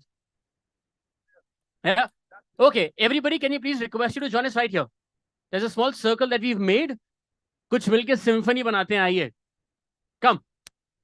And after that, we shall have the next dance performance, followed by the last panel discussion for the day.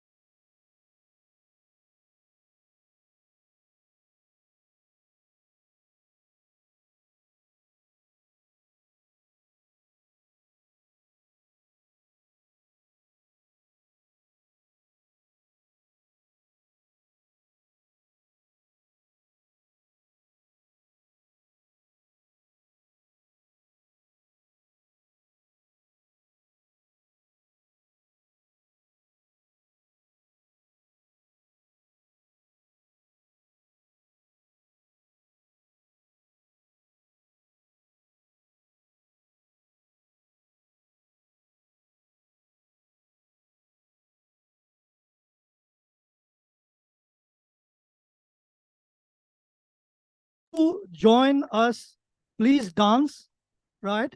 And please give seats to all drummers. And you can clap when we are playing drums.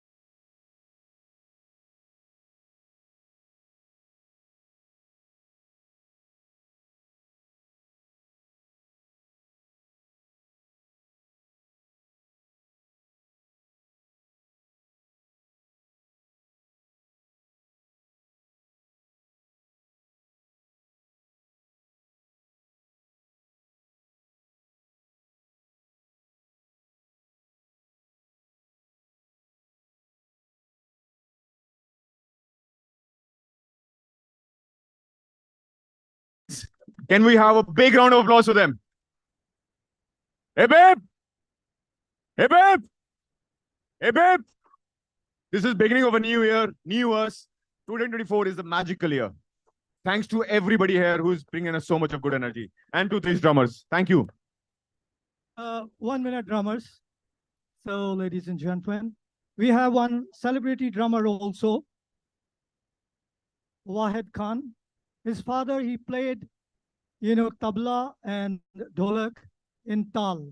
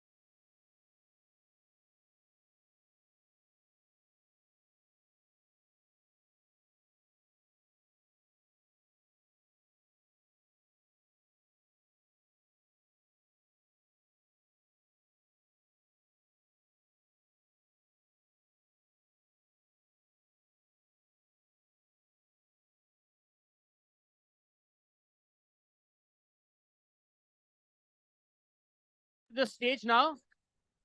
And please leave the drums there as well. They aren't to Yes, take home. सारे आप drum यहीं छोड़ जाएं, please. Please. Thank you so much, Hemant sir, for doing that. Very quickly, we have 2 master classes going to start downstairs now. The first is on Kashmiri cuisine by corporate chef Ishan Kaul.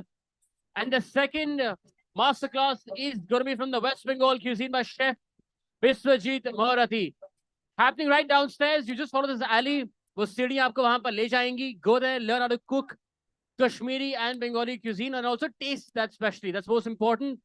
And after that, we'll have the next band take up the stage. They're almost ready, or they are ready. We'll also introduce them in a while. Till then, please go and enjoy the master classes. Thank you. And please, सारे drums वापस कर देना. A humble request.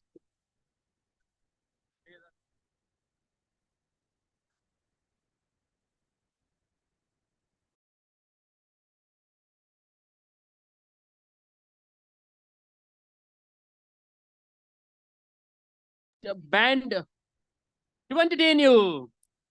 Please welcome on the stage Beats of India by Nazman Plugged India, Sufi and rock. But before the band, we have a dance performance from Rhythm Dance Fusion.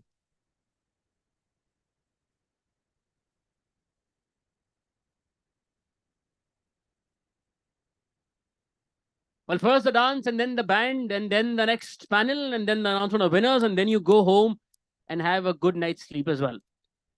But please enjoy the master classes, everybody. The Kashmiri and the Bengali cuisine, don't miss out on that. That's important. And over to Rhythm. 2 minutes. Also, if you've food passport, you can collect it from any of the registration counters. आप वो लीजिए.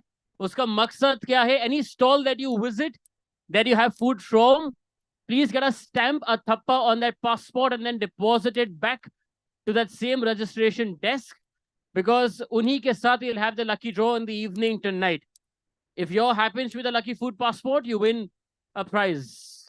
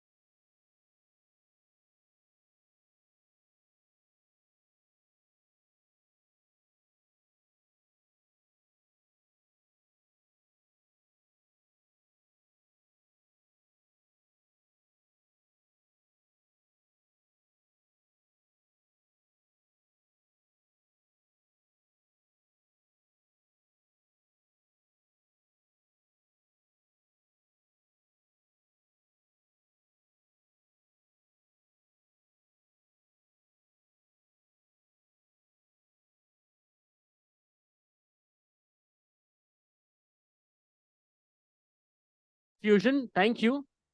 Now, before we bring on our next band, to very quickly tell all of you, we have 2 master classes going on downstairs. The first is on Kashmiri cuisine. अगर आप सीखना चाहते हैं उस खाने के बारे में कुछ, you want to learn, we also have a master chef teaching about the same. और आप उसे taste भी करना चाहते हैं तो, then we also have Bengali cuisine being cooked right downstairs. Now to ask, आप में से कितने लोग खाना बना सकते हैं? Because of course this is a culinary fest. Just to ask you, of course खाने का सबको शौक है. We are in Delhi. Yeah, you can cook. You can cook. Okay, what do you prefer more, cooking or eating? Okay, let's try and change that perception. Okay, but I've been given a minute before the band takes on. Let's do this. All that you have to do on my counting of 3 is just clap and keep your hands together.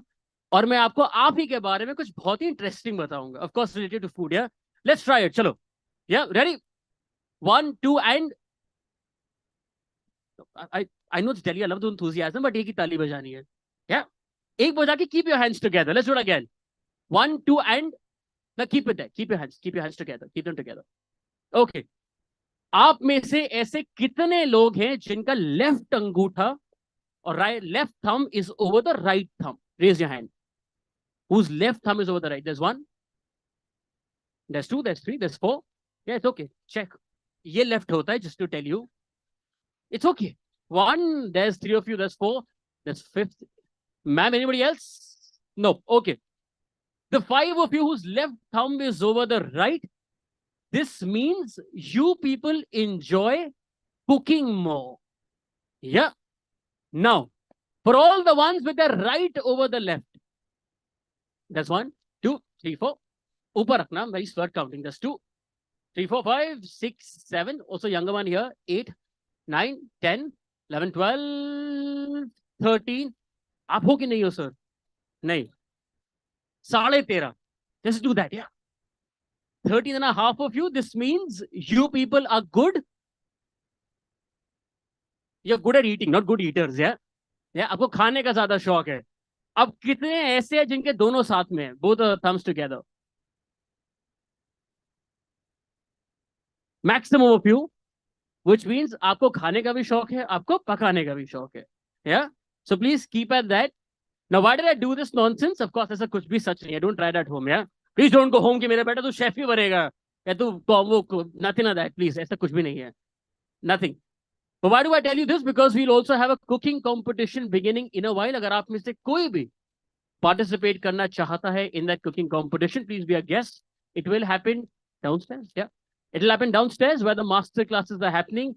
You can participate. We'll have judges as chefs to judge you, of course. If you win, we have hampers for you. Apart from that, the band will take, I think, 10 more minutes to set up. Till then, please enjoy the master classes. Yes, and try different cuisines, and we'll be back. आप जब उनकी आवाज सुनेंगे आप आ ही जाएंगे. That's so bloody good. Yeah. Thank you so much, everybody. Have a great time. Thank you. Thank you.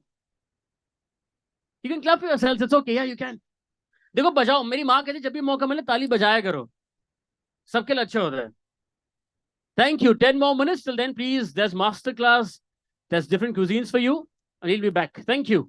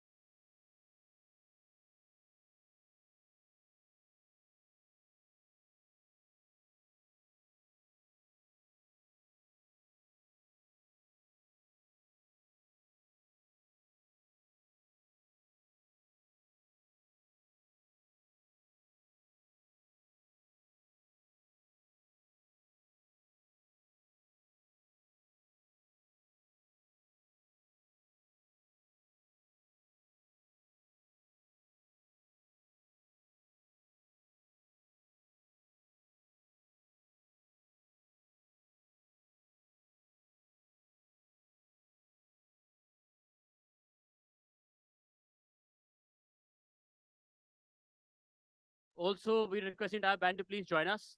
We have something to present to you. आइए. And also because आप लोगों ने शेरो शायरी की, एक बार इन सब की ओर से हम भी आपके लिए कुछ अर्ज करना चाहते हैं. हाँ, कि ऊपर वाले के घर से कुछ पंछी फरार हो गए. अब आवा कर सकते हैं इस पे. Do I don't think it's okay. All from your side only. हाँ, ऊपर वाले के घर से कुछ पंछी फरार हो गए, कुछ यूं ही बेकार हो गए, और बाकी जो बचे थे वो राघवन बैंड जैसे कलाकार हो गए. Absolutely brilliant. Thank you so much, guys. And I please request Soumya Jeet from the Business World team to present a token of appreciation to Naz Unplugged. Aye. Please come.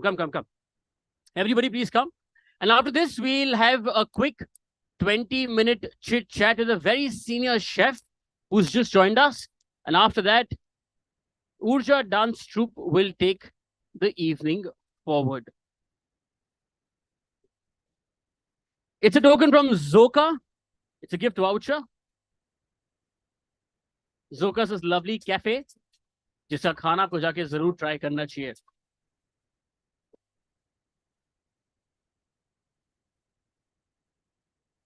Yes, a picture, please.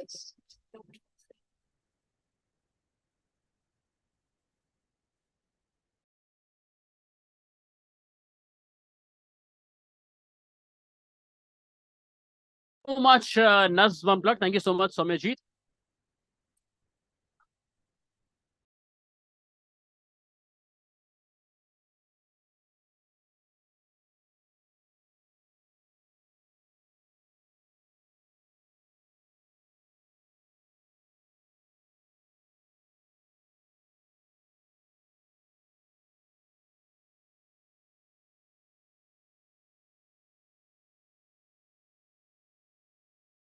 Much. Thank you. Thank you. Now, before we end the evening, हमारे पास lucky draw winner का announcement भी है. हमारे पास Urja Dance Troupe भी है to take you and of course to make sure you dance you off your feet. But before that, we have this beautiful, ऐसे beautiful कि बहुत सारे mix and matches होने वाले हैं इस कहानी में जब होने वाली है. Please join me in welcoming Chef Sudhir Sibbal, independent hospitality professional, ex-VP hotels at ITDC, the Indian chef ambassador to World's Chef Without Borders. And इनसे वार्तालाप करने के लिए आ रही हैं Tarandeep, branding and PR expert, Dan director, HHC, and also of Uplifter. Please, ma'am.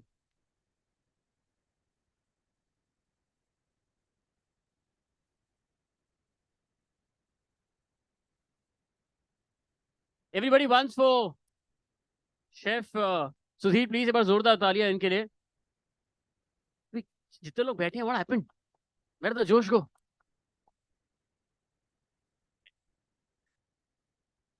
Thank you so much. Good evening, everyone. It's a great pride for me to have a chat show with one of the veteran chefs, Chef Sudhir Sibbal, and one of my favorite chefs, along with Chef Manjeet Gill. I adore both of them. And because whenever I meet them for any event, you know, they're the happy souls who come in front and have a very, very happy face to them, which means the passion behind, you know, the food which we eat. It shows we eat it with happiness, which is served to us, right? And he's been, for over 40 years, he's been with ITDC, the Ashok, New Delhi. And he's been a man who, I think he has represented many global and domestic associations in the country. And he has a lot of experience. So I would start and open the chat show by just asking you, Chef, that how this journey started. You know, was it something you really wanted to do, or by default you just landed up in this profession? Thank you, Chef. Thank you, Tarun. Good evening. You know, I always wanted to be in the armed forces. So I studied in a Sainik school in Kunchpura, Karnal, and unfortunately, I could not get into the SSB and could not make it to the army. But that's the time when hotel management institutes were coming up in the industry. I opted for it. I took a chance, and that's where I really made my way. This was 3 years in Pusa, around about 53 years back, and we are celebrating a golden jubilee now in the being in the industry now. That's the time when I took up as a kitchen management trainee with the ITDC and worked as a chef, as a sous chef and a kitchen executive chef. That's how I took up. I was executive chef for Ashok Hotel for almost 20 years, and that's the time when the management thought of taking me over to the management sector. So I was made the general manager of hotels division. I was general manager of Ashok Hotel, and then I was vice president for ITDC hotels. So first opportunity for a chef to become a general manager. So that is one thing which we always strive for, and then that's how the journey started. Fabulous. Chef, you've been a part of Club Day Chefs and many global other organizations, but associations, I would say. But this particular association also is a consortium wherein you all get together as an international association, and you actually get the opportunity to serve the head of states, right? So you have represented India many times abroad.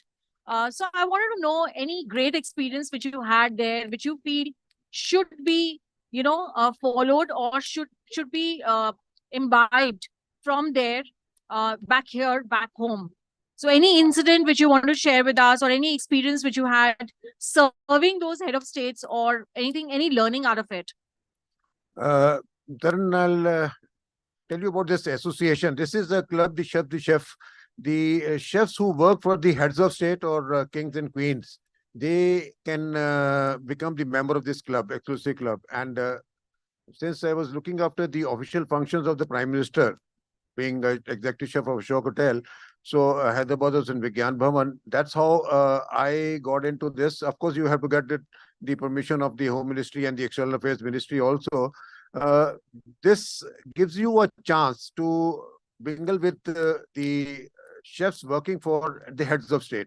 And I joined this club in the 90s. I initiated this. Now it is the chef to the president who is now a member of this club. And, for this club, what they do is for 51 weeks, you work for your head of state. And 1 week, they treat you as a, they give you so much love and affection. They have a meeting every year in one of the countries, and you are treated as a head of state. In fact, you are given, the head of state invites you. You are given a banquet over there, state banquet, like in the president of Malta, the premier of Canada, Chrétien, the White House. We were able to go there and meet the President Clinton in '96, and that's how you were. And the experiences, when you mingle with the chefs, you are interacting with the chefs. You learn a lot of things from each other. How the heads of state they behave. I mean, of course, they're all like us people only, general public, nothing great. But at the same time, they have a lot of regard for their own culture and food, and this is what is required here as well. I remember, if I can take another minute, for when Mrs. Indira Gandhi was the Prime Minister, she was very particular for whenever she was hosting a function for any head of state coming to the country. She made it a point to give Indian course, a taste of Indian food. It could be either an entree or a kebabs in the non-veg or veg, or maybe a curry over there, or even a dessert. I remember during the NAM conference in '83, she asked us to make a menu, and we made a menu, and then she wanted biryani to be served with chicken liver pate. We were even roast turkey. We said, like, being from the hotel industry, we said it's not a professionally thing which needs to be given, and we were a little hesitant. Of course, in front of the Prime Minister, you can't even say so, but a little, we were hesitant about it. But then she said, you youngsters, you have to, get hold of it. You have to come out of your regular studies and all that. Why don't you think this is the time when we have 45 heads of state coming and you give them a chance of some Indian food, taste Indian food. So that's how a roast turkey was served along with mutton biryani, and it became a ruse over there. During Mr. Rajiv Gandhi's time, I remember in the entree first course, or the liver pate, chicken liver pate. It's a cold dish. It's a chicken liver pate. And he suggested that, in fact, Mrs. Gandhi was also there, Sonia ji. They suggested that hot buns, naans, baby naans may be served with it. It's a small course. Instead of giving a, breads or toast or croutons along with it, if you could serve, small baby naans along with it. And, this became such a hit with these state banquets that we had to repeat this menu again and again. So these are things which need to take care. When a head of state comes here, you try to give him, they have their own food. We try to make them happy, make them comfortable with their own food. But at the same time, we must give them a chance to give Indian food, a taste of Indian food. So it could be from any region. We try and get food from all over the country. Of course, regional food, the state, the food from various regions. That's how we made this. That's very nice. So the crux of the matter is that Indian food has its own, flavors and, which needs to be accepted, and it has to be, explored more, evolved, and, served to the head of state rather than just following the same comfort of giving them the food which they always have, right? So Indian food is something which we need to accept, and we need to make it reach to maximum people all over, whether it's head of states or elsewhere, right? So I just want to know the IHMs or the, hospitality schools today, the kind of curriculum which they've been following from many, many years.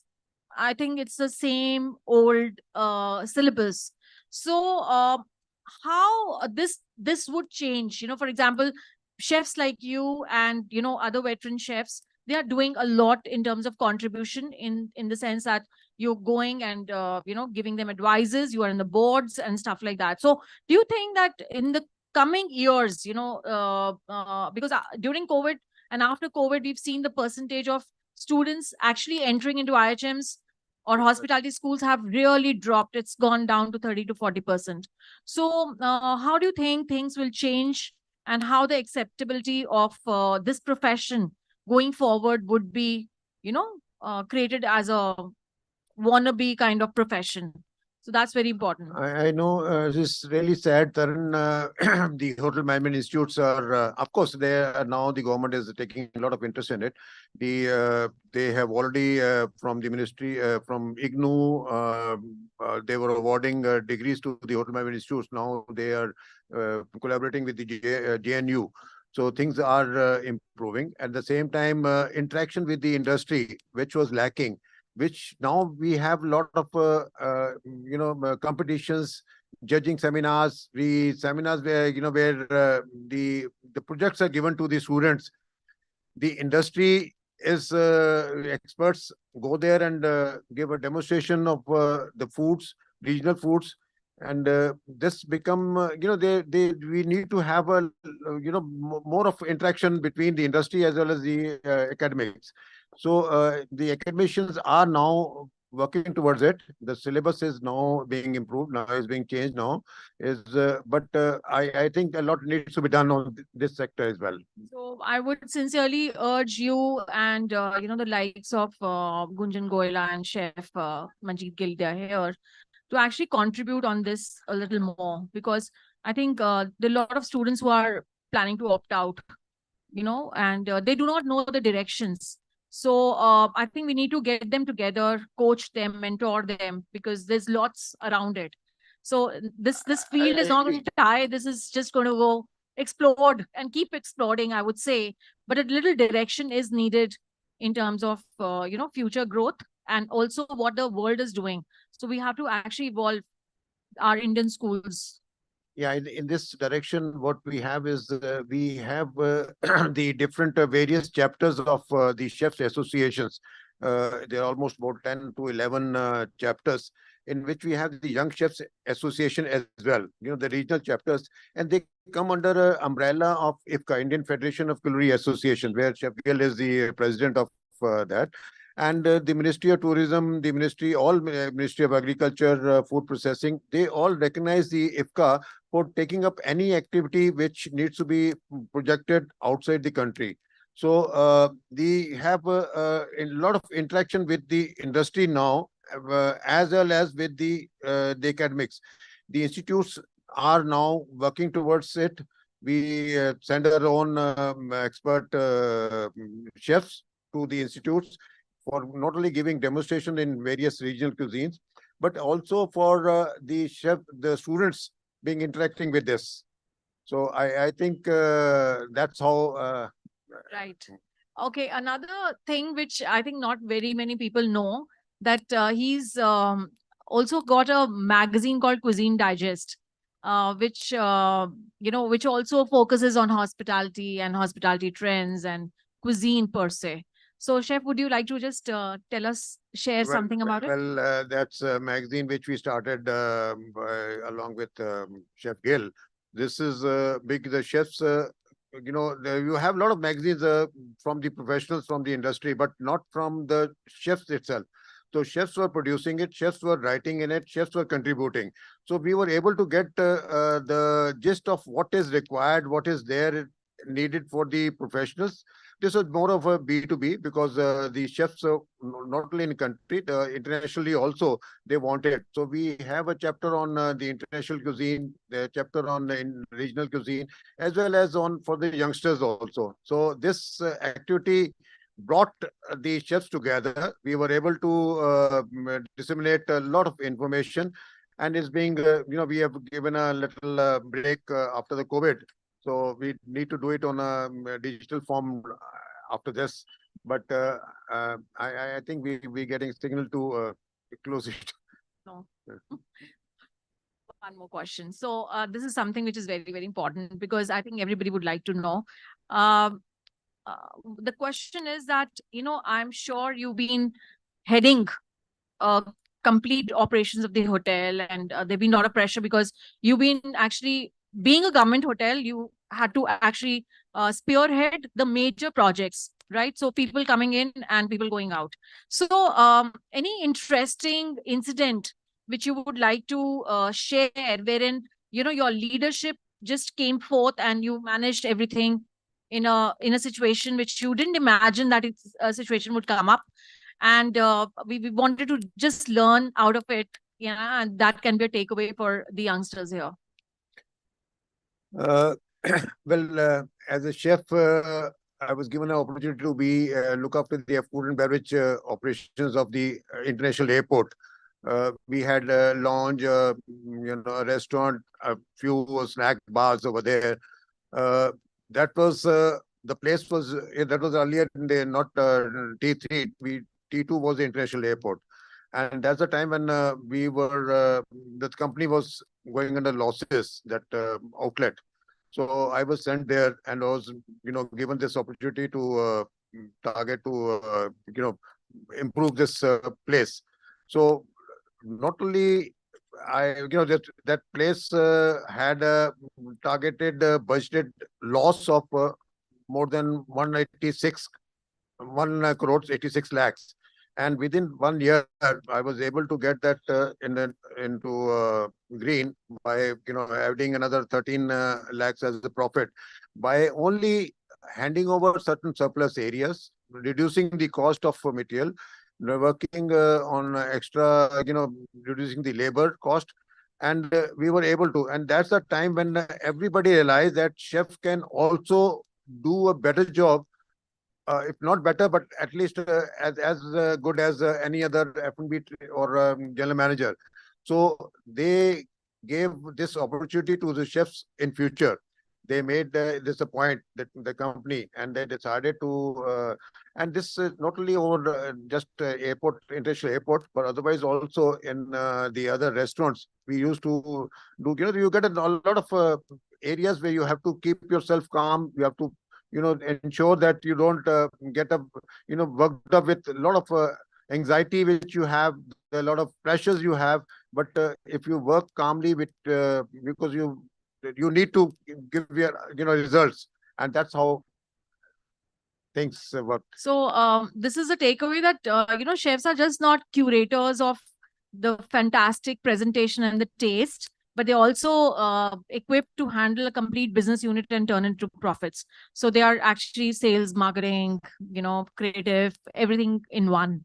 So I think that is a beautiful mix of a chef who's an artist, I would say. So beyond artist, you have that business sense also. So last but not the least, I just want to know, a basic thing, which is very important today, as you already touched it in your last question, to stay calm. So it's very, very important because that's a major problem of mental well-being, which is being talked about so much that when we are under stress, it just goes haywire and we cannot manage our own selves. Leave the surroundings around and, the family or, place of work. It's something which is to be managed within yourself first, the chaos, and then outwardly you can balance everything. So how do you, any tips for it, and how do you manage your daily chores, and how do you take things forward? I think it's the attitude. I always share with the students, youngsters. The aptitude is there are two things: attitude and aptitude. Aptitude is always you can learn from your colleges, from your teachers, from your faculty, and books on Google, whatever. But the attitude has to be positive. It needs to be the teamwork. Whether you're thinking positive about your work, and if you do that, you are able to get everybody along with you. And if you get your team, it becomes easier for not only you, that they also, you have to take care of them as the human resources also. It's not only just the work. So I think giving importance to these little aspects also brings a lot of, and need to be, of course you do your own सवेरे में योगा करिए, और आप थोड़ा सा वहाँ पे लोगों से मिलिए, बातचीत करिए, खुश रहिए. वही एक तरीका है. I remember Sanjeev Kapoor was working with me, and he always said, sir, आपसे सीखा तो यही सीखा है कि हमेशा मुस्कुराते रहो, बस. That's the one thing which he always tells everybody. So I think you have to be a little calm. You have to be a little, patience. बड़ी रखनी जरूरी है. But at the same time, ensure that you give your best. Because एक ही थोड़ा time मिलता है, you are able to produce, and the guest is your judge, and you're not only feeding you, and you're taking care of his nutrition as well. So आजकल chef उस पे आ गए हैं. It's not only just feed working in the kitchen and producing food. They have to ensure that it's sustainable, safe food for everybody, whosoever consumes it. Thank you, Chef. It was great to know your journey and share all the nugget points with you. Thank you, Taran. Thank you. It's always a pleasure talking to you. And Taran, I think in the business world, thank you, business world, HSC, and everybody connected. Thank you very much.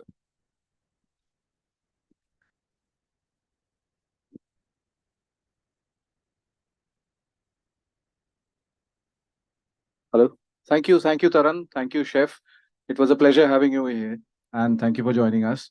I'll request Taran to facilitate, sir. Just give me 1 sec.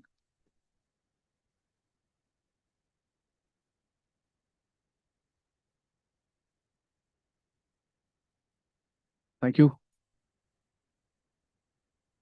Can we have a round of applause, everybody?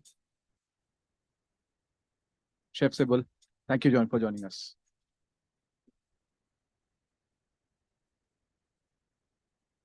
Thanks a lot, everybody, for sticking around. Don't go anywhere. We'll be having Urja Dance Troupe performing for you. And just before that, we'll have some exciting performances as well. Stick around. We'll be back in a few minutes.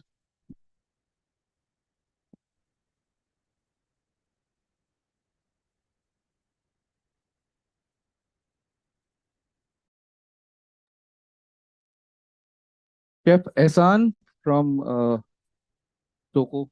Chef Ehsan, can we have you near the stage if you are around? Chef Ehsan. Yeah, he's here. Chef Hassan has just completed the masterclass at the Amazon forest. It was a great session done by him. And we would like to felicitate him also over here. And I'll do the honors myself. Give me one sec.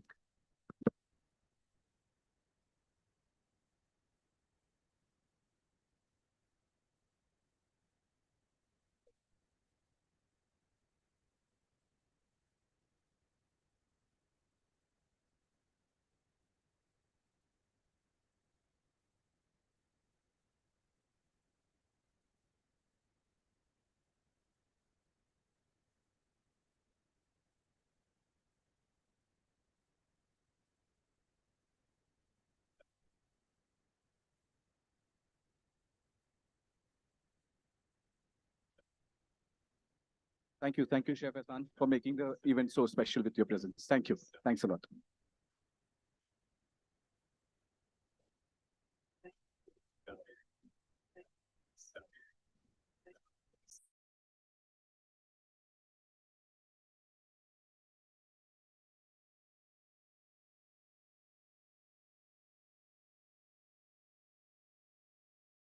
Up next, Urja dance troupe for you. As I said, stick around. This is going to mesmerize and blow your mind away. Stay